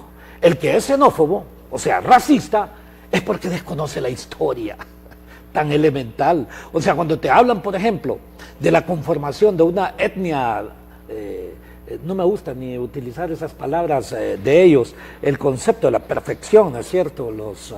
La supremacía blanca, esa supremacía, ese arquetipo biológico, según ellos, que no existe en el mundo real, pero has logrado imponerlo. Y entonces vienen, eso lo tienes en este momento en los Estados Unidos, o sea, en Europa. Así es. Mira, en este momento el muro de Trump, ¿qué significa? El muro de Trump significa exactamente un monumento a la ignorancia, un monumento exactamente al racismo. Como lo hicieron cuando yo les pregunto a algunas personas, ¿tú sabes cuál es el origen de Wall Street? Wall Street. Bueno, la calle del muro. ¿Quién la hizo? Lo hicieron ingleses en el siglo XIX en contra de los recién inmigrantes holandeses y dijeron, los sucios holandeses, vamos a crear un muro para dividirnos y separarnos. ¿Holandeses e irlandeses? No, es que en ese momento fueron holandeses. Esa la primera llegada. Los irlandeses los tenés exactamente, sobre todo en el siglo XVIII. Y después tenés también en el siglo XIX un racismo enorme contra los italianos. Cuando este grupo de italianos, cuando lucha por los famosos derechos laborales que se dan sobre todo en 1886, ¿a quiénes asesinan? ¿Te has fijado en los apellidos de las personas que asesinaron? La mayoría son italianos. Todos italianos. Pero, ¿por qué? Por un racismo. Les pido que no desvelemos más a la doctora Figueroa, que está en Toledo. Está ella, hombre. Entonces, pero ya no la desvelaste, antes de preparar, para cerrar este Perdón, otro no lo segmento, sabía. ¿les parece si la conclusión es esta? Sí. La diferencia con Hitler es que generalmente las supremacías o esos aspectos xenofóbicos se dan reconociendo o pisoteando al más débil. En Alemania se da en el que el campesinado alemán amanece odiando a un judío que lo considera superior, que eso es la única diferencia, coincide. Totalmente. Totalmente. Y lo otro es que me gustaría como Lo cual es un concluir. argumento falso. Claro, un argumento falso, pero Claro. en el totalitarismo, tal y como lo han mencionado, el autor plantea que hay que crearse un enemigo. Correcto. Es la invención de un enemigo. Todos los imperios para existir necesitan inventar un enemigo. correcto. Correcto. Y entonces, eso es lo que cuando yo digo que nosotros no tenemos, que tenemos hasta parece Honduras ha sido y ha tenido mala suerte, un mal dictador. O sea, un mal régimen autoritario. Un aprendiz de un dictador. Payaso. Pues sí, pues porque vos ahí Genial. mirás elementos ideológicos, Genial. mirás elementos de Heidegger, mirás elementos de Nietzsche con el Sí, superhombre. sí. Acordate que hace un reconocimiento en cuanto... Incluso, pero sobre todo Churchill dice, cuando los imperios estén en decadencia, invéntense un Hitler. Claro. Porque Hitler no fue una invención del campesinado alemán. Sí, tuvo que ver el Vaticano, tuvo que ver un imperio británico en decadencia. Pero lo que más Ahora, existe, pero- ¿sabes lo que más existe también en los países como los nuestros y dentro de esa concepción también hitleriana que se reproduce en los pseudo dictadores o de dictadores de esta naturaleza que tú dices, lo que Kafka planteaba, o sea, siempre la conversión de, si te parece, de lo mediocre en cucaracha, ¿no es cierto? Y eso es lo que vos tenés, exactamente, la reproducción de mediocres, dirigiendo partidos políticos, la reproducción de mediocres, dirigiendo países, la reproducción de mediocres, dirigiendo exactamente naciones poderosas, como en el caso Pero concreto es que no son exactamente de los ministros, no Estados son Unidos. dirigentes, son cómplices. Bueno, dirigiendo, compinches. no, yo no te he dicho dirigente, dirigiendo, que es diferente. Dirigiendo. O sea, es lo Correcto. mismo, sí, no es lo mismo. O sea, un tema es que alguien aparezca dirigiendo algo, pero no es dirigente. Correcto. Bueno, Sí. Y ya que lo decís, mira, ya que lo mencionás, todo este tema de Hitler y todo lo que sucedió y cómo pueden emerger los totalitarismos, en el año 1918, después de la Primera Guerra Mundial, cuando en el Tratado de Versalles le Sí. imponen a Alemania Todas las condiciones. costos tremendísimos para pagar los daños de la guerra. Keynes se opuso a eso. Keynes escribió un Claro, libro que se claro. llama Sí. Las consecuencias económicas de la paz. Así es. Porque Y ahí esa él fue la predijo la construcción llegada de la de Segunda Hitler. Guerra, la Claro, construcción de la Segunda Ahí Guerra. él predijo la llegada de Hitler y ahí y que comienza paradójicamente a hay una germinar la ruptura en el Segunda Guerra mismo lugar Mundial. donde se acuerda. Es Claro, claro. Pero el concepto de esos imperios, por eso les digo, cuando nosotros tenemos un espermatozoide subdesarrollado como Juan Orlando, haciendo mafias o vinculándose a estas corrupciones, no tenemos ese concepto existencial de los imperios en el aumento, conservarse y expandirse. O sea, porque Hitler moderó la economía. O sea, Sí. hizo una regulación. Y A aquí- ver, Hitler lo que creó fue 1932. una imagen o un invento de que había mejorado la economía. ¿verdad? No, claro, pero, Bueno, pero no, no, lo- tenía lo una que- desgracia como la que tiene ese Lo que señor. pasa es que, Imagínate un que país veníamos donde- o sea, claro, después de 1918 Venía nos con- fuimos a venía con inflaciones, una crisis. nos fuimos a inflaciones Una de las de crisis más grandes de la historia. 7.000%. Venía claro. con una crisis exactamente en donde la inflación era de millones, etcétera, etcétera, por día, ¿no es cierto? Y entonces lo que hizo él fue una práctica similar a lo que de una u otra forma Keynes plantea para salir de la crisis. No te olvides que el objetivo de Keynes es cómo generar respuestas inmediatas para la Ante salida una de la crisis. crisis, ¿no es cierto? Y uno de ellos es la participación del Estado en grandes inversiones. Eso Para- es lo que, pero para es lo que poner un hace ejemplo, Hitler. Nelson, Es en lo el- que hace en el programa Hitler, que genera estuvieron empleo. con el maestro Riedel, Sí. quiero reconocerle, ha sido un comunicador, Sí, de años. de hecho de los cofundadores. Solo le pido un segundito porque me interesa eso que Sí, de definiste. todos modos ya se despertó. La caja autora. chica, sí, por el cambio de horario. La caja chica en que convirtieron finanzas. O sea, cuando Julio No dice... tan chica, fíjate. Cuando Julio dice que no hay ministerio ya, que no hay dirigentes, que no hay ministros, a mí me llamó la atención porque ahora mismo, digo, esto lo tiene que saber la gente. Que mi punto es que desapareció la política fiscal en el país. Sí, porque no existe política de Estado también en términos generales. Sí, creo que lo mencionabas Aquí- en el programa. Sí, ese, sí, sí, Nelson, y lo ese es decía. el clásico problema de nuestro país. Es más, yo exhortaría a todos los que somos oposición, y lo digo en términos estructurales, a que sin duda alguna nosotros, nos digo como ciudadanos, tenemos que reconstruir el Estado, tenemos que reconstruir la nación, a Honduras, y para ello hay que dar planteamientos sobre políticas de Estado fundamentales, ¿no? Políticas de Estado Esas general y políticas de recomendaciones Estado. vienen Creo de que eso. Víctor Bueno. Mesa lo dijo en un evento donde plantearon ellos en el CEDO, hicieron un análisis comparativo y está el libro ahí sobre los planteamientos de los candidatos de las tres fuerzas mayoritarias acá en el país en estas últimas elecciones. Y dijo Víctor Mesa al final, y no estoy haciendo política con esto, no se me vaya a malinterpretar, ¿no? No estoy diciendo. No, pero un buen intelectual y un buen Dijo el único planteamiento serio que había era el del Partido Liberal, que planteó una reconstrucción del Estado. en ese sentido. Bueno, es que yo te puedo decir que nosotros hemos hablado durante tanto tiempo sobre este tema, y en el libro nuestro que escribimos sobre política de Estado, que creo que tú lo tienes, yo lo tengo. Yo sí te puedo plantear, sobre todo más bien es el de economía, en donde yo hablo hacia dónde vamos Economía como civilización, y exactamente. No, pero en el de política y ahí planteamos algunos Ahora, elementos. perdón que los interrumpa. ¿Y por qué estamos hablando de todo esto para nuestro público? Porque aquí nos va a sintetizar la doctora Figueroa y traigo anotada la pregunta. No suelo hacer esto. Pero yo sabía que se iba a generar este enriquecimiento debate, un enriquecedor debate, donde salen estas categorías que en un país donde no se le arrebate el asombro a la ciudadanía y decimos para dónde vamos y se ha materializado en muerte. Yo le agradezco, doctora, y más estar esperándonos. Muy buenos días en Toledo, España, donde está en un fuerte debate y nos comunicábamos hoy sobre las políticas del BID y del Fondo Monetario Internacional en todos los países, implementándolo sobre el modelo de salud. ¿Cómo está avanzando la banca en su proyecto de privatizar la salud en Honduras? Porque salió una vacuna que no la tenía al ente que usted le recomendó en febrero, pero ya después de que estaban suscitando los muertos y se había implementado el terror por los medios de comunicación, Por Salud, que es una agencia de Ficosa, ya tenía la vacuna. Gracias, doctora. Muy buenos días. Gracias, Milton, por la paciencia. La verdad es que hemos tenido alguna dificultad para comunicarnos, ya que estoy en Toledo, España, representando al Colegio Médico en el Foro Iberoamericano de Entidades Médicas, en donde definitivamente estamos discutiendo la problemática que atañe a toda nuestra región, cómo en toda América Latina estos modelos de privatización de la salud están convirtiendo ese derecho humano en un vulgar negocio, como lo hemos manifestado en varias ocasiones.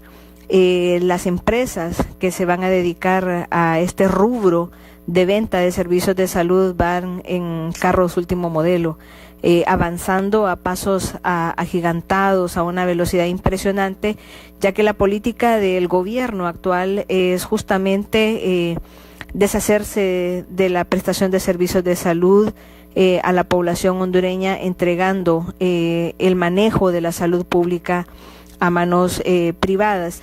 Se reúnen a diario personeros del Banco Interamericano de Desarrollo, BID, con la gente de la Secretaría de Salud, viendo cuáles van a ser los proveedores de este sistema de salud. Yo le puedo mostrar a usted, a mi regreso, las listas de asistencia a estas reuniones que sostienen tanto el BID como la gente de la Secretaría de Salud, asimismo la del Instituto Hondureño de Seguridad Social, que también van a convertir la prestación de servicios de seguridad social en otros negocios.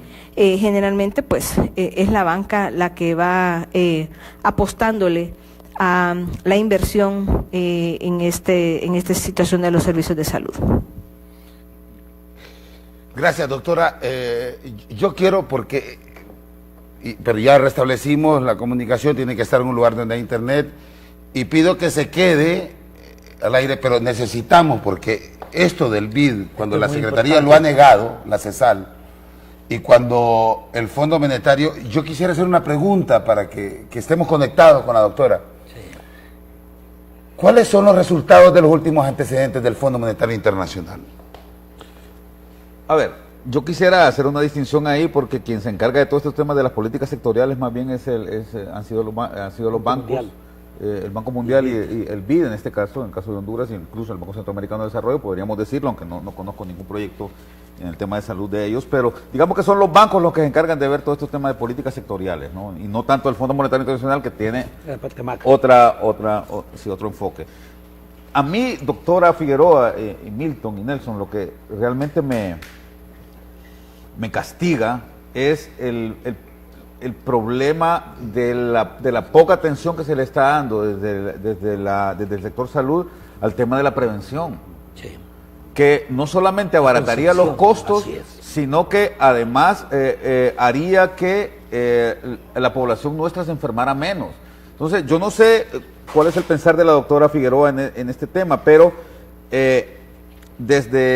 yo recuerdo que desde hace algún tiempo, junto con otro grupo de médicos y personas que están destinadas o que se dedican a trabajar el tema de salud, se ha tratado de ver, y con una buena cantidad de políticos conscientes, como es el caso para ponerles un ejemplo de don Amable de Jesús Hernández en el lado de Colina, allá en Colina, Santa Bárbara, un esquema y un modelo que digamos, emulando lo que se hace en Cuba, permite que los servicios de salud lleguen a la gente. Y de esta manera evitar que la gente tenga que enfermarse al máximo. Evidentemente siempre tiene que enfermarse, siempre existe esa posibilidad, pero en la medida en que evitemos esto...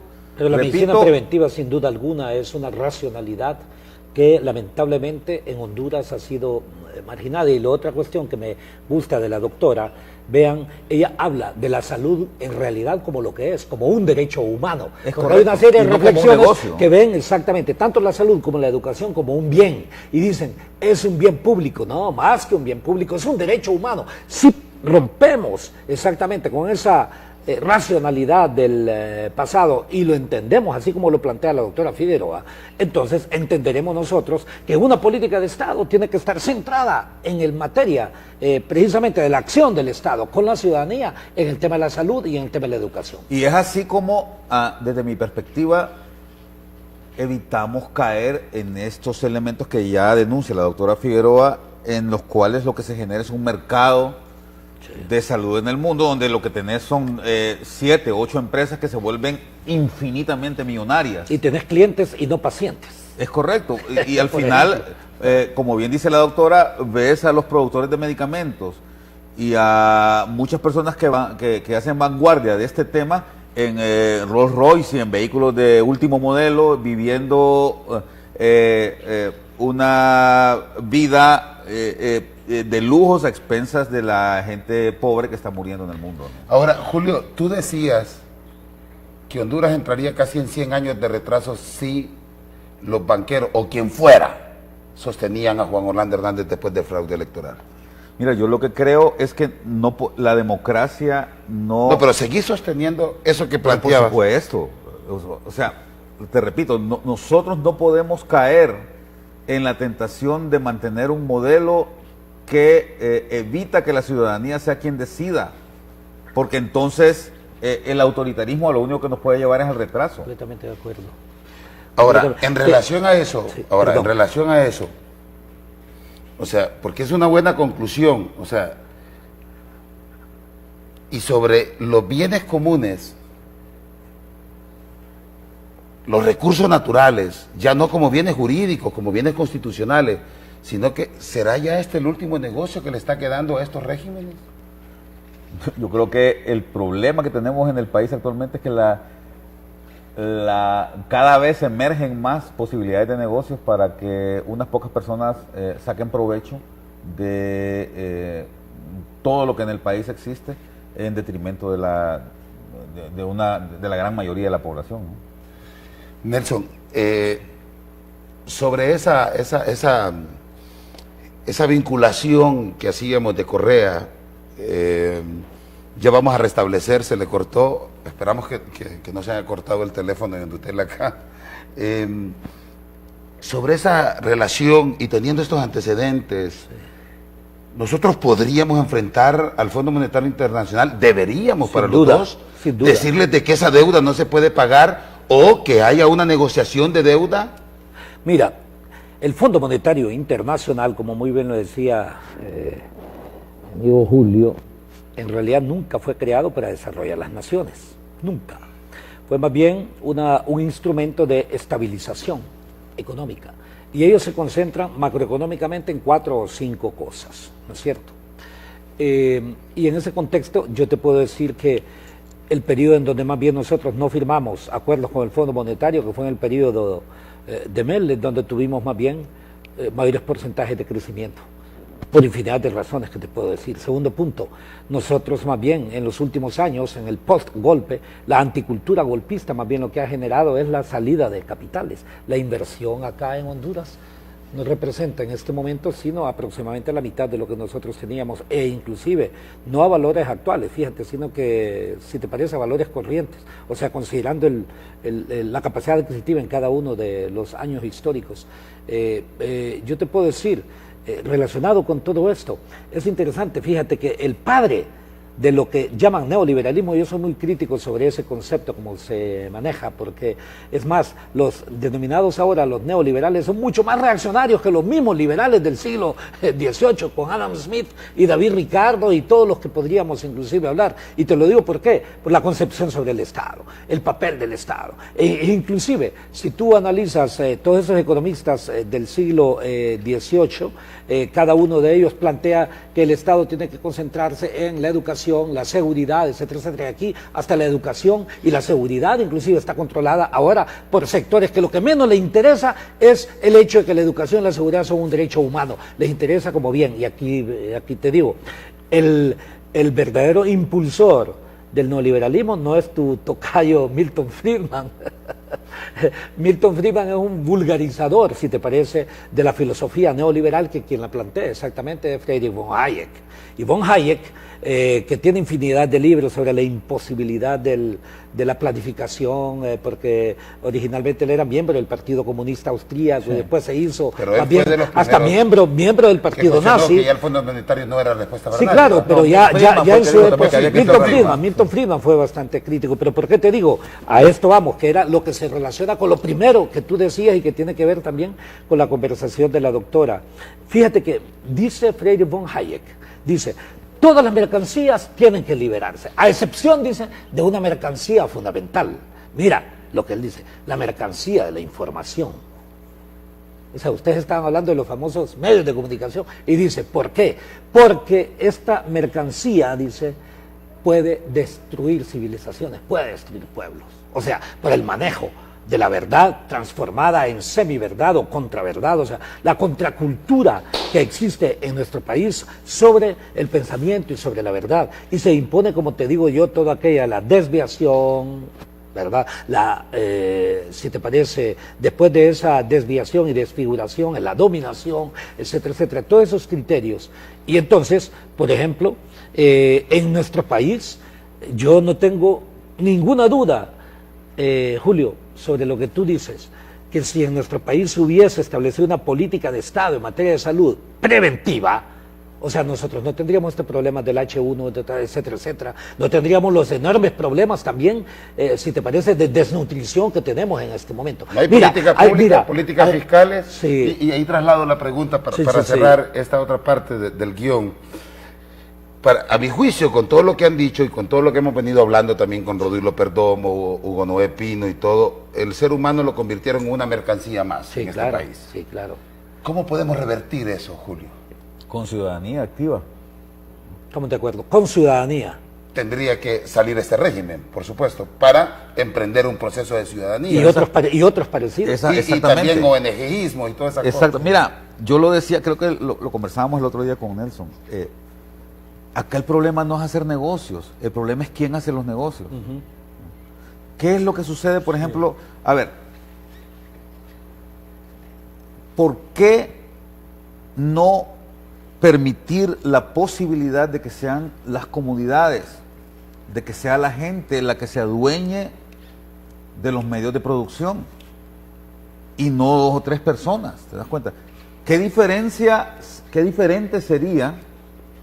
No podemos estar en contra, por ejemplo, de que las minas exploten, de que haya producción de metales en el país, pero qué diferente sería si esta producción se generara en base al mandato de la gente que vive ahí en esas comunidades. Y respetando el medio ambiente. Por supuesto, entonces, es que eso es lo que te generaría, la protección misma de su medio, porque esta gente vive ancestralmente ahí, Milton, ¿me entendés? Y se siente atado a esa tierra y no va a permitir que por producir, por generar producción, ya sea agrícola, ya sea metalúrgica, ya sea forestal, su medio se deteriore y esto acabe con el territorio que al final es parte de la misma sociedad.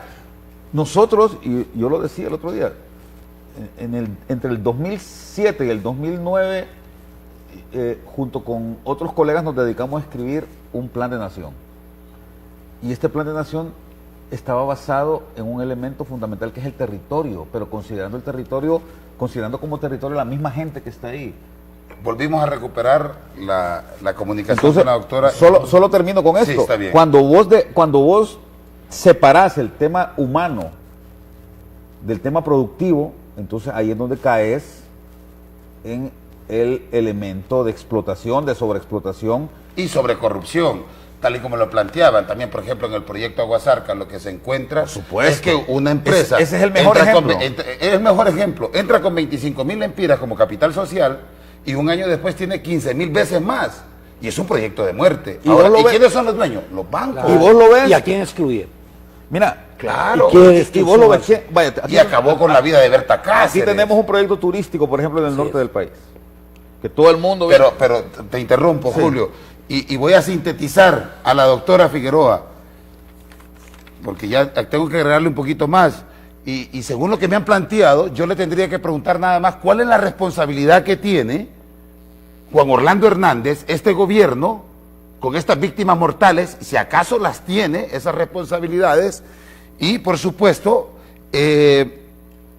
si ha cobrado ya más de 7 vidas, más de 9 vidas. Me acerqué con unos epidemiólogos y me dice, ya no hay justificación. Entonces, ¿cuál es la responsabilidad, doctora Figueroa, que tiene este gobierno, si acaso la tiene o no la tiene? Bueno, con respecto a lo de la epidemia de influenza actual, déjeme decirle que verdaderamente lamentamos muchísimo lo que está sucediendo, y esto también lo hemos advertido. ¿Qué es lo que pasa en estos modelos en donde se descuida la prestación?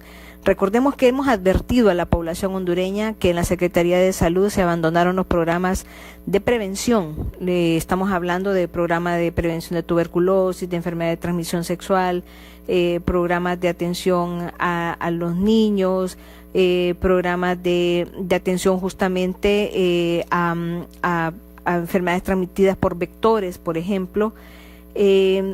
Todos estos programas que tenían una programación justamente preventiva fueron eliminados, y actualmente me imagino que siguiendo esta misma dinámica, porque debo reconocer que la persona que se encarga del programa de inmunizaciones ha sido una persona, o es una persona sumamente responsable, una profesional con muchísima ética.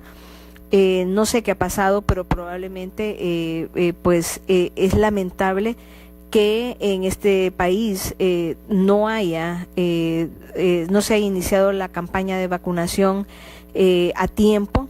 He preguntado a los colegas que están de los diferentes países de América Latina si ellos tuvieron retraso en el inicio de la vacunación, y en ninguno de los países se manifestó el haber tenido un retraso en estos programas de vacunación. No sé qué pasó. La verdad es que yo deberé de investigar bien qué fue lo que sucedió con este programa, porque no se hizo la vacunación a tiempo, pero lo hemos venido advirtiendo, ya que los casos de influenza están sucediendo desde el mes de diciembre, y las alertas antes de Semana Santa también se reportaron los casos que estaban sucediendo, así que no entendemos por qué no se dio la vacunación con el tiempo necesario y suficiente. Tampoco ha habido el medicamento utilizado para tratar a los pacientes con influenza. No tenemos el oseltamivir ni en el sistema público, ni en el sistema privado, ni en el Seguro Social, y eso es importante decirlo. El Seguro Social tampoco inició la campaña de vacunación. El Seguro Social no ha vacunado a su gente. De hecho, hay varios médicos que laboran en el Instituto Hondureño de Seguridad Social que les dio influenza y que no fueron vacunados por el Seguro Social. Entonces, como ve, es obvio que al gobierno su política equivocada de abandono del sistema de salud está cobrando en este momento la factura de no haber cumplido con la programación, con el compromiso con la población, y este descuido indudablemente tiene un costo en vidas humanas que lamentamos muchísimo, y es indignante para nosotros como colegio médico, y debemos decirlo, que nos duele muchísimo que todo esto que hemos estado advirtiendo a la población hondureña esté sucediendo sin que realmente la población reflexione que no podemos seguir en la dinámica de no reclamar los derechos que como población le asiste, reclamar al gobierno la responsabilidad que tiene de llevar los esquemas de prevención de todas estas enfermedades que son prevenibles, sobre todo en aquella población vulnerable que hemos manifestado debe ser vacunado a tiempo. Yo quiero manifestar una vez más que esta situación es a propósito, que el descuido en el sistema de salud lo hacen a propósito, y que no es culpa ni de los médicos, ni de las enfermeras, ni del personal, sino absolutamente de quienes toman las decisiones en este país, erróneas como lo han venido haciendo, políticas que lo único que van tendiendo es a desacreditar, a demeritar el sistema de salud, no importando que esto tenga un costo en vidas humanas. Y lo manifestamos de esta manera porque indudablemente hubo un descuido del gobierno en iniciar una campaña de vacunación.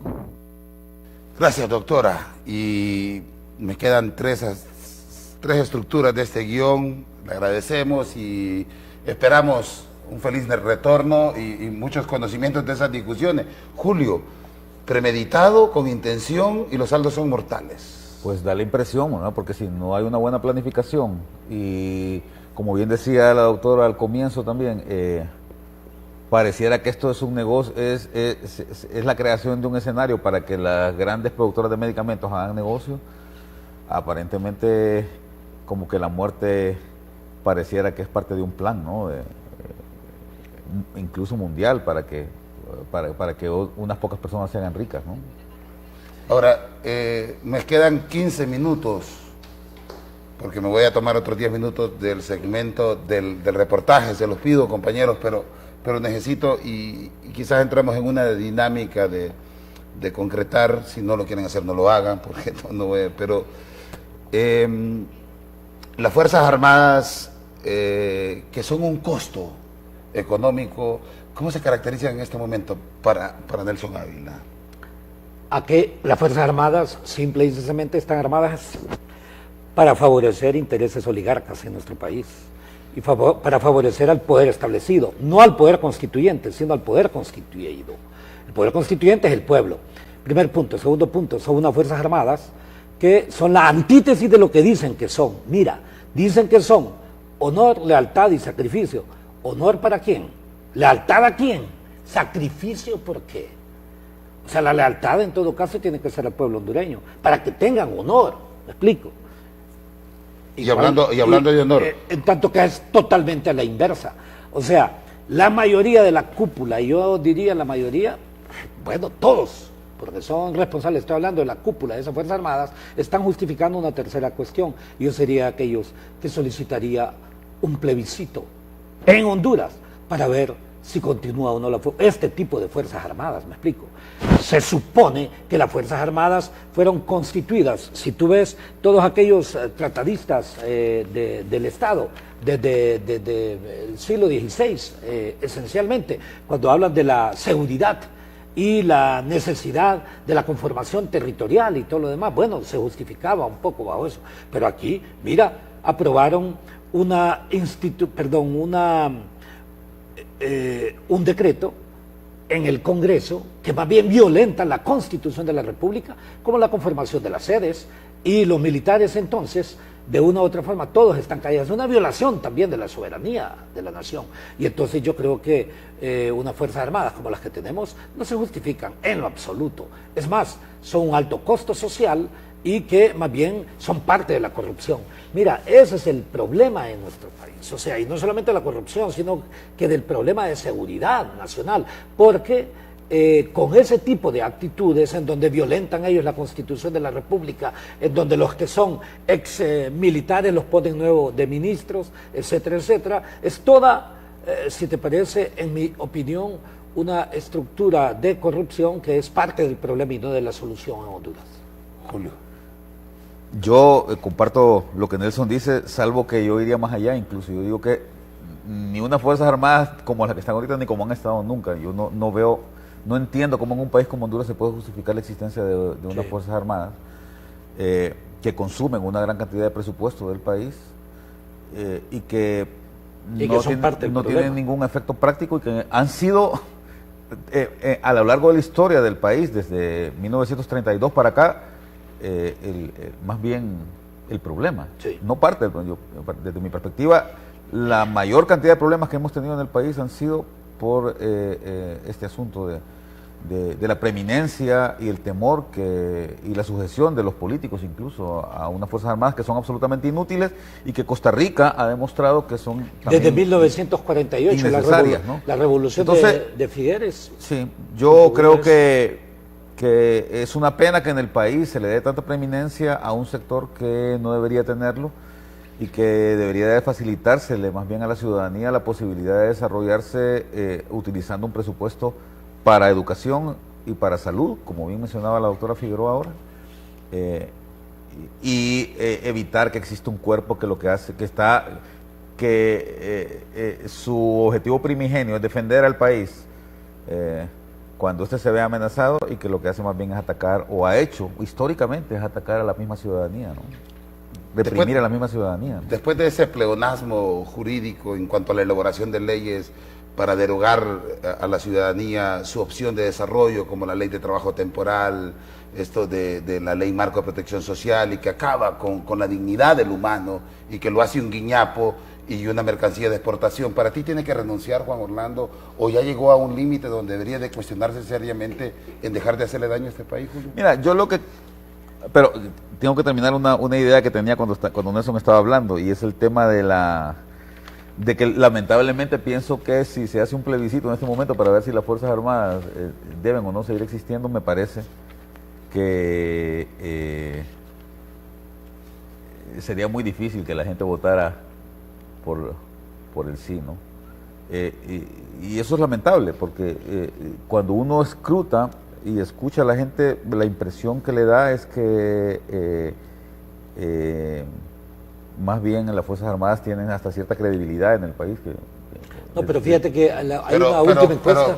Sí, perdón. Sobre esa conclusión. Sobre la pregunta que me decías, mira, yo pienso que es importante el retorno a la institucionalidad de la constitucionalidad del país. La Constitución fue violada, me parece que ya en el colmo, porque ya ha sido violada muchas veces, sí, pero llegamos al colmo de la violación a la Constitución de la República en uno de los artículos pétreos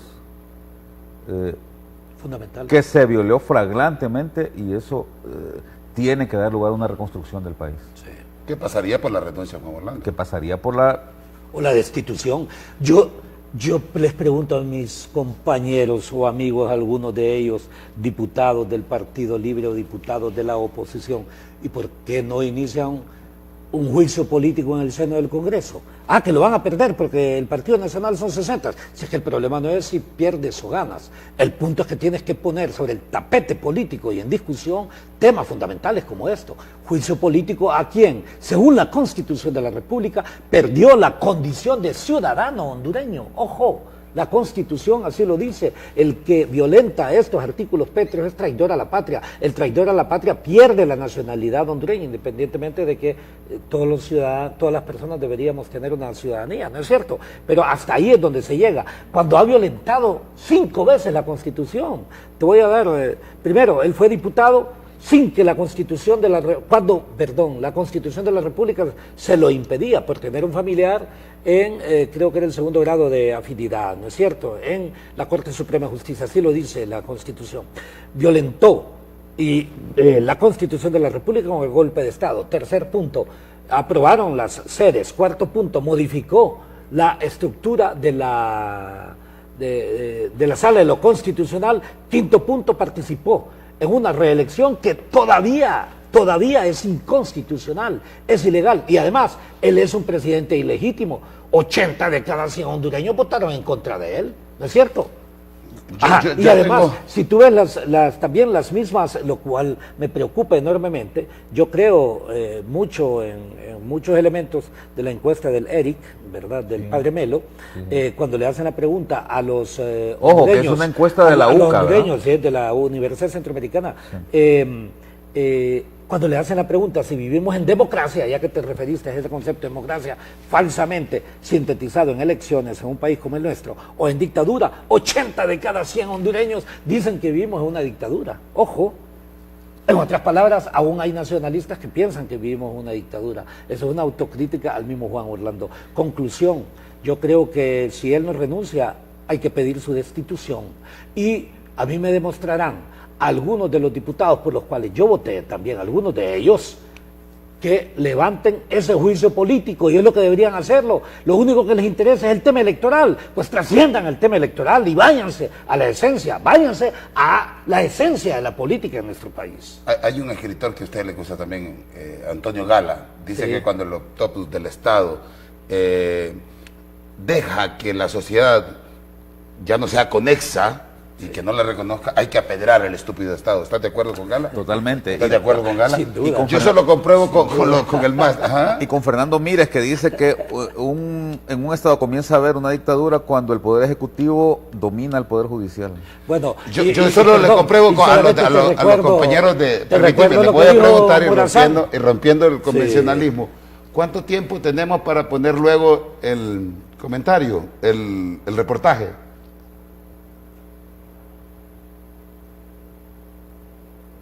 ¿Cuánto?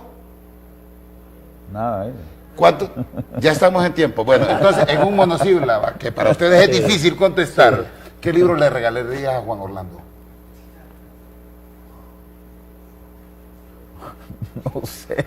Se te hace difícil recomendar un libro a un bribón. ¿Qué libro le regalarías tú? Los Miserables. Los Miserables. Porque él representa exactamente a Thénardier.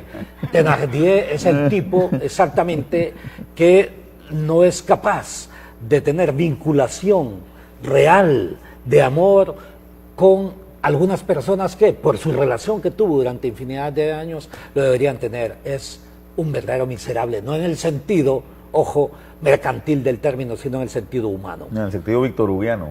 Victoriano, exactamente. Un Valjean que... No, por favor. Yo defiendo a Valjean. No te metas con Valjean. Sí, y por un mendrugo de paz 20 años Es más, ni se parece a Javert, el famoso policía perseguidor, porque ese policía... ¿A quién se te parece más a vos? No sé, es que me estás poniendo las cosas difíciles. Estoy tratando de pensar, estoy tratando de pensar en 1984, por ejemplo. Esto es no te olvides. Javert, no, mira, pero Julio, es que es bien difícil definir a una rara variedad de bestias, de verdad. Yo escucho, por ejemplo, a Romeo Vázquez Velázquez. ¿Cuál le regalarías tú? Disculpame que te haya... El Nacho, yo le sugerí el Nacho. El Nacho. Sí, el libro, el Nacho. El Nacho, ahí hay sensibilidad. Coquito. ¿Y cómo vas a ser sensible lo insensible? El problema es que... yo no creo en redenciones. Pero por lo menos que sepa a cuántos niños. Hay más de 570,000 niños que no tienen acceso al Nacho. Yo no creo en eso porque se lo robaron el dinero. Sí, claro. Entonces, sería como metafórico. Sí, pero yo no creo en conversiones tardías, salvo las de Pablo. Bueno. Salvo las de Pablo. Ahora, si lo definimos científicamente... Pero Saulo estaba jovencito. No, pero tenía 30 y pico de años y si lo definimos científicamente, ¿con quién lo definirías tú? Científicamente. O sea, en términos con Videla, con Pinochet, ¿a quién le hayas rasgos más? ¿Somoza? Trujillo. No, yo con Trujillo. Somoza se parece. ¿Se parece a Somoza? Sí, Somoza. ¿Y a ti? Trujillo. Sí. A mí se parece un señor... La patria, mira, la patria del chivo, ¿verdad? La patria del chivo. Yo lo compararía con Don Juan, un señor... presidiario de la...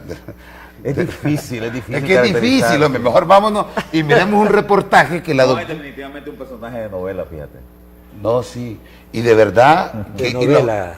de una Si tragedia. García Márquez nace, De una novela o yo creo trágica, que sí, Víctor de una Hugo novela trágica. o Alejandro Dumas nace y te dicen, voy a vivir en Honduras. Y deben esos Fíjate que ya ministros que y esas... mencionaste a García Márquez, el patriarca podría ser. Sí.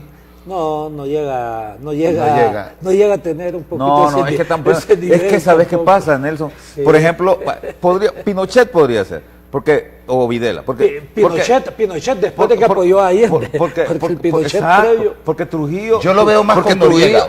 porque Trujillo, Nelson, Sí. Trujillo fue durante muchos años el padre de la patria, ¿va? Sí, pero- el hombre después se vulgarizó, Sí, pero pero- ahí por 32, 33 la gente lo amaba. Sí, por eso y me la gente refiero a decía, eso. entonces el hombre Sí. después cayó Me refiero a esa etapa. Sí. La etapa del pero irracional. y lo que estábamos hablando ahorita, el patriarca también en algún momento él tuvo su época de Doctor. gloria, ¿verdad? Pero Sí, lo que pasa es que la sí. palabra Yo creo que es patriarca especie me- única. Gracias, Julio. me disculpa, Y- pero y tú yo creo nos que hasta nos llevaste- diluye. No, pero está bueno, pero lo está que bueno. Me hiciste pensar ahorita un montón de personajes, pero estoy tratando de hacer el match y no puedo, ¿no? Fíjate que yo estoy pensando lo siguiente. Carías, el más Aristófanes- cercano. Bueno, por supuesto, Por es que es supuesto. referente, pues. No, pues claro. Es Sí, Es yo referente. creo que son de esa Sí, misma es que es ADN. referente. Sí. Cariño. Mira, Aristófanes, en realidad, dentro de su visión del teatro, Tenemos que ver ese dentro de su reportaje. visión del teatro, si hubiese conocido a este señor, hubiese inventado exactamente algo más que la tragedia. Sí, y yo creo que si Gala en este momento le tocara escribir un libro, no lo haría con los campos verdes del Edén. Y me imagino que Tchaikovsky se ahorcaría viendo a un espermatozoide subdesarrollado como vos que seguís matando a la gente. Veamos qué has hecho cuando le entregas la salud a los bancos, o como cuando le entregaste el río Hualcarque a Huasarca, que comenzó con 25,000 lempiras y en un año tenía 15,000 veces más de negocios, porque aquí lo que se ha entregado es tráfico de influencia, no son negocios, son entregas corruptas y sos el corrupto mayor.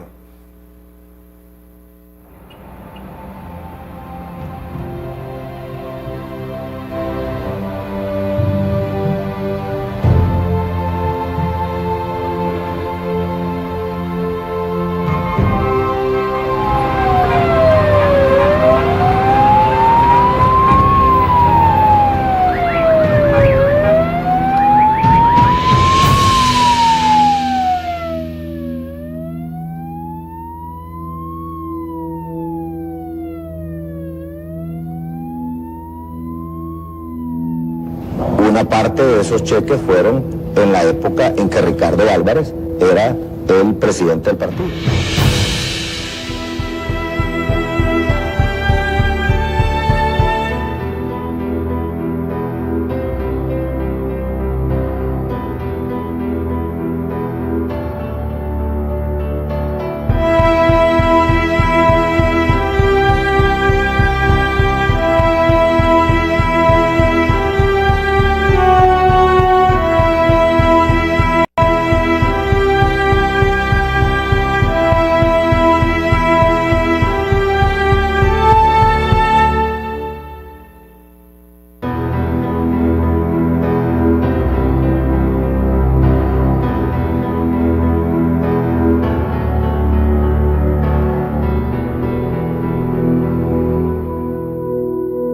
Estamos abriendo el debate de esta nueva ley marco de protección social.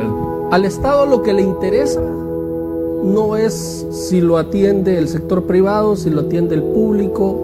Lo que le interesa al Estado es garantizar una cobertura digna para la persona. De ahí que la propuesta de ley marco que estamos trabajando conjuntamente abre las posibilidades a la competencia. La ley tiene un sistema de vigilancia, de veeduría, hay gestores de salud, ¿cómo se llaman? Y hay una intendencia, Una de superintendencia de salud. Como la de bancos y salud. seguros, pero para salud. ¿Y está eso contemplado en la ley? ¿Que quede opción del patrón y el obrero a dónde van a estar suscritos? Eso es lo que yo estaba buscando, porque sí está la opción de poder tener servicios privados, pero creo que no decía algo de sustitutivo o no puede ser sustitutivo, entonces tal vez eso tendríamos que revisarlo, Roberto Carlos. Ok, Aquí lo estaba buscando. Si usted me lo permite, busco ahorita. Vamos al corte comercial y vemos ese punto específico porque es interesante. Una nueva forma de dar salud, con servicios innovadores, la más alta tecnología y médicos capacitados para ofrecer los mejores servicios al menor costo posible. Por salud. Después viene una ley propia del Instituto de Seguridad Social y después viene otra ley de administradoras de fondos de pensiones. Si el sistema del Seguro Social es tan bueno y es tan eficiente y es tan transparente y me garantiza todo lo que yo aspiro, pues yo cotizo al Seguro Social. Pero si el sistema privado me garantiza una mejor calidad de salud. Hemos desarrollado una política de minorizar los servicios estatales de tal manera que la población se queje para poderlos privatizar. Tuvimos oportunidad de leer rápidamente entre anoche y hoy temprano los artículos que habían ido siendo aprobados. Ha provocado que el sector privado haya salido muy molesto. ¿De veras? Sí, muy no molesto. sabía, no sé por qué, porque realmente aquí se les abrió las puertas y se les consideró lo que ellos... es más, metimos artículos transitorios que ellos mismos habíamos discutido. Artículos enteros fueron totalmente modificados. Lo que se aprobó es diferente a lo que sale publicado. Artículos que ameritaban alguna corrección a través del mecanismo de fe de errata. Que se haga mediante una fe de errata, estaríamos nuevamente violentando el proceso constitucional. Yo no soy abogado, pero los abogados dicen que no es correcto modificar un texto de una ley por medio de una fe de errata en casi 11 o 12 artículos. Y con todo gusto, cuando yo vea la fe de ratas, les puedo decir qué es lo que contiene. La nueva ley marco de protección social, que en mi condición de presidente de la República solicité al Congreso Nacional su aprobación, ya fue aprobada y entrará en vigencia el próximo viernes 4 de septiembre. ¡Inés! Buenas tardes. Buenas tardes. ¿Cómo está? Bien, bien. Pues a supervisarlo para ver cómo están de medicamentos, cómo va. ¿Qué medicamentos tiene? Como ustedes saben, el año pasado fue aprobada la Ley Marco de Protección Social y ahorita diferentes organizaciones estamos sumamente preocupadas por la introducción al Congreso Nacional de las 4 leyes secundarias. 4 leyes complementarias: la Ley del Seguro Social, la Ley del Sistema Nacional de Salud, la Ley de Fondos de Pensiones y Cesantías y la Ley de Seguros de Accidentes de Tránsito. Y ahora sabemos que la que está en el Congreso es la Ley de Seguridad Social. Se dice que tiene información a petición de quién fue trastocado esta ley. Sí, sin duda alguna. Yo les dije que tengo la información de que fue trastocada, confirmada, nombres de personas que yo no puedo dar, y tengo la información extraoficial de que quién dio la orden y quién le sugirió que le hiciera y quiénes lo hicieron. ¿Discutiendo un proyecto de ley trastocado? Salud pública. Exigirla está en tus manos.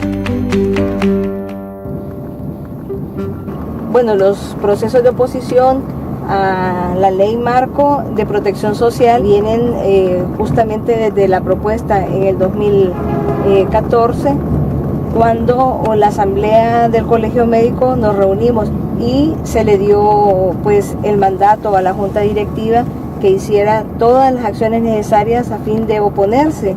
Esto nosotros conscientes, el gremio médico, de las repercusiones negativas que tenía en la población hondureña y con el antecedente de lo ocurrido en Colombia.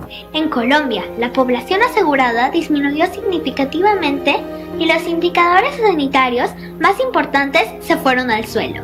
De acuerdo a expertos internacionales, el sistema privado de salud no es más eficiente que el público. La situación ha sido muy compleja en Colombia. Nosotros llevamos 20 años del cambio del sistema de salud, donde se cambió el derecho a la salud por el derecho a comprar salud. Yo quisiera únicamente referirme a mi presencia en ese momento en Lima, y es para el respaldo internacional que se le está brindando a la lucha de los médicos peruanos. Cuando nosotros fuimos a la Confederación Médica Latinoamericana, fuimos todavía más conscientes de las repercusiones que tenía este modelo, porque escuchamos de boca de los propios presidentes de los colegios médicos lo que estaba sucediendo en todos estos países y tuvimos más información y tuvimos más conciencia realmente de que lo que se avecina para Honduras es realmente catastrófico. El Colegio Médico ha analizado estas leyes y considera que muchas de ellas, sobre todo la Ley de Seguridad Social, abre las puertas a la privatización. Por ejemplo, si el Estado da plata por cada atención, entonces a la clínica privada le conviene realizar la mayor cantidad de consultas y procedimientos, aunque realmente no los necesites. Y si el Estado da plata por cada persona asegurada, a la clínica privada le conviene gastar lo menos posible en tu atención o derivarte a otro establecimiento si eres un paciente complicado. Para ellos, la salud no es un derecho, es un negocio. Estamos muy preocupados también porque no se nos ha dado la oportunidad de conocer las 4 leyes a la vez. Eso nos causa grandes dudas a todos los sectores que estamos conociendo el proceso. Por ejemplo, el Sistema Nacional de Salud descansa en una propuesta de ejecución de servicios que se llama Conjunto Garantizado de Prestaciones y Servicios de Salud. Este conjunto va a ser definido en la Ley del Sistema Nacional de Salud, pero en la Ley del Seguro Social. Todo el modelo de salud se basa en este conjunto, que hasta hoy es desconocido para todos nosotros.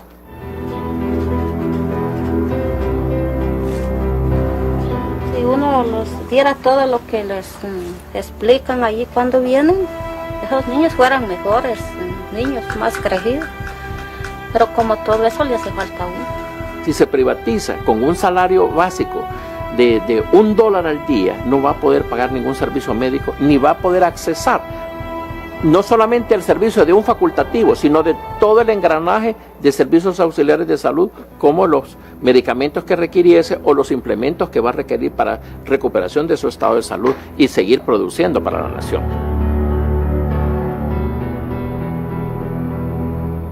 Con esta nueva ley, ahora los privados participan en todo el ciclo de la seguridad social de manera obligatoria y el seguro social tiene que participar en condiciones de competencia de libre mercado. Por lo tanto, se enfrenta a la restricción de tener que planificar su inversión por medio del presupuesto de la República, mientras que las empresas privadas lo hacen por medio de su planificación anual y de sus juntas directivas. Eso fue lo que dejó a Hondutel, por ejemplo, fuera del mercado de las telecomunicaciones. Esto perfectamente puede replicarse en el modelo de salud. Y el tema de inestabilidad en el empleo. Los funcionarios por contrato dependerán de una evaluación para seguir contratados. Y esa es la famosa gestión por resultados. Entonces yo vengo y le digo, estos son sus indicadores, y usted no los cumple, se me va. Creo que los que trabajan en el sistema de salud están obligados a decir qué va a pasar con esto. Y decirlo en voz alta y clara, y decírselo a los diputados claramente. Y la otra cosa, yo soy administrador público de base, uno se da cuenta que ellos no tienen claro ni siquiera el diseño institucional que quieren proponer. Y esa incertidumbre también ha frenado un poco el proceso, porque los privados se niegan a meterse en un mercado tan riesgoso que no se sepa cómo es su diseño institucional. Nosotros tenemos una empresa privada que activa sus quehaceres básicamente alrededor de lo que puede surgir de las propiedades o bienes del Estado. Una actividad empresarial eminentemente de servicios y comercial, no productivo. Entonces los negocios que hay en Honduras grandes, servicios de energía eléctrica, competencia para la telefonía nacional, por ejemplo, han sido privatizados y son las empresas privadas las que han tomado esos bienes del Estado. Nosotros sabemos las grandes debilidades institucionales que tiene el Estado de Honduras para afrontar de manera adecuada la supervisión, el monitoreo de procesos de privatización. Y probablemente también la inversión pueda venir de las grandes corporaciones médicas mundiales. ¿Es realmente el Estado hondureño capaz de controlar las reglas del juego que puedan imponer grandes corporaciones médicas mundiales? Eso también debería ser una reflexión interna y muy fuerte respecto a crear de la salud un mercado. Es el municipio más pobre de Honduras, uno de los más pobres. El municipio de Lepatelique no tiene farmacia, pero tiene un centro de salud. ¿A dónde va a ir a buscar ese medicamento? Tendrá que venir a Tegucigalpa y gastar en esos 42 kilómetros de carretera de herradura a buscar una pastilla. El segundo negocio más grande del mundo son la industria farmacéutica. Las enfermedades son un negocio. Si esto no fuera negocio, no estaríamos ahora mismo con farmacias que ahora las podemos ver en todos los bulevares, en cada esquina del bulevar hay una farmacia. Ese es un indicio de que no hay capacidad regulatoria, porque se han ido concentrando en 5 grandes cadenas que son las que tienen desde la producción hasta la distribución de los medicamentos. Es indignante la forma en la cual aún estamos esperando resultados de la investigación de lo que pasó en el Seguro Social sin tener respuesta. Una prestación ahora limitada a lo que ellos quieren que nosotros demos en una farmacia. Un cuadro de básico reducido que no tiene ni siquiera el mínimo de los medicamentos que debería tener. Honduras no tiene médicos, mayormente médicos en los servicios de salud pública. Los servicios de salud pública de Honduras están manejados por estudiantes. Entonces, gracias a que descansa en ese servicio de mano de obra gratuita y de calidad, entre comillas, el Estado ha descansado en sus responsabilidades en garantizar el bien jurídico tutelado llamado salud, que es una obligación.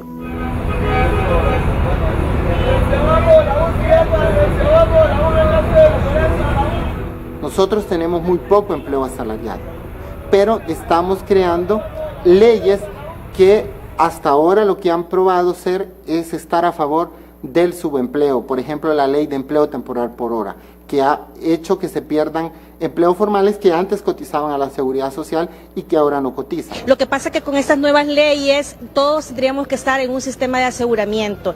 Hacemos un llamado a los diputados que recuerden por qué están ahí, quién los puso ahí, el pueblo los puso ahí. Les pedimos que analicen, por favor, que no aprueben estas leyes, que consideren la derogación de la Ley Marco de Protección Social, porque sabemos que muchos de ellos votaron y no la conocían plenamente. Una reforma transparente y participativa, que incluye a los ciudadanos y trabajadores de salud. En segundo lugar, debemos fortalecer los establecimientos públicos de salud, unificando los estándares de atención, con más y mejores inversiones. Además, se debe de regular la participación del sector privado como un colaborador, pero evitando que ellos pongan las reglas. Esta ley no genera cobertura.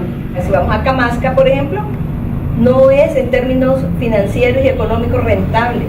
Entonces, esa no es un segmento de población que al prestador de servicios le interese. Desafortunadamente, vamos cambiando ese rostro humano de la medicina por una prestación económica. No me gusta ver lo injusto que es de que personas igual que nosotros vivan en las condiciones en las que viven y que no puedan tener lo más esencial, que es la salud, simple y sencillamente porque no tienen dinero para pagarla. Ustedes tienen en sus manos la solución. Por favor, no privaticen la salud de la población. Ya basta de hacer negocios con la pobreza de nuestro pueblo. Si tenemos las mismas problemáticas, si la receta que se nos está aplicando es la misma y parece venir de los mismos organismos internacionales, 1.500 firmas por lo menos para poder presentar una iniciativa ciudadana de derogación de la ley Marco, una ley que fue creada para defender los intereses de la banca de este país.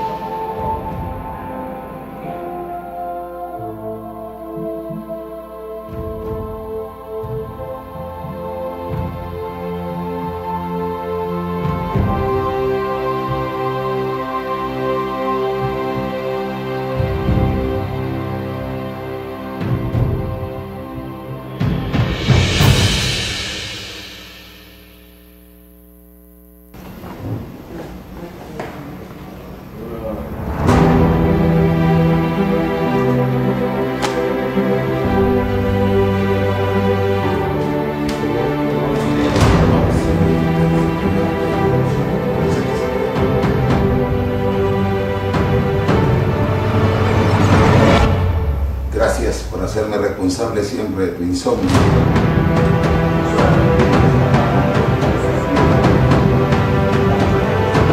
Los secretos públicos, un cultivo de corrupción, extraditados, vínculos con el narcotráfico y una narcodemocracia que también condena Jesús Quintero.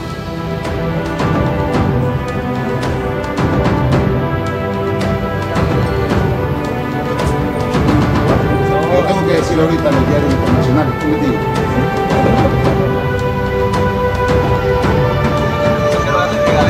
Vamos a ver.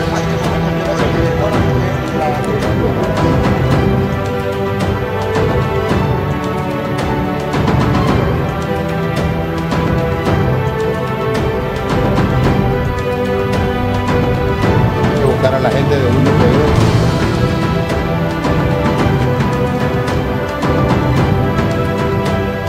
mujeres y hombres que lo único que han querido es que lleguen manos limpias a gobernar este país. El próximo sábado tendremos más.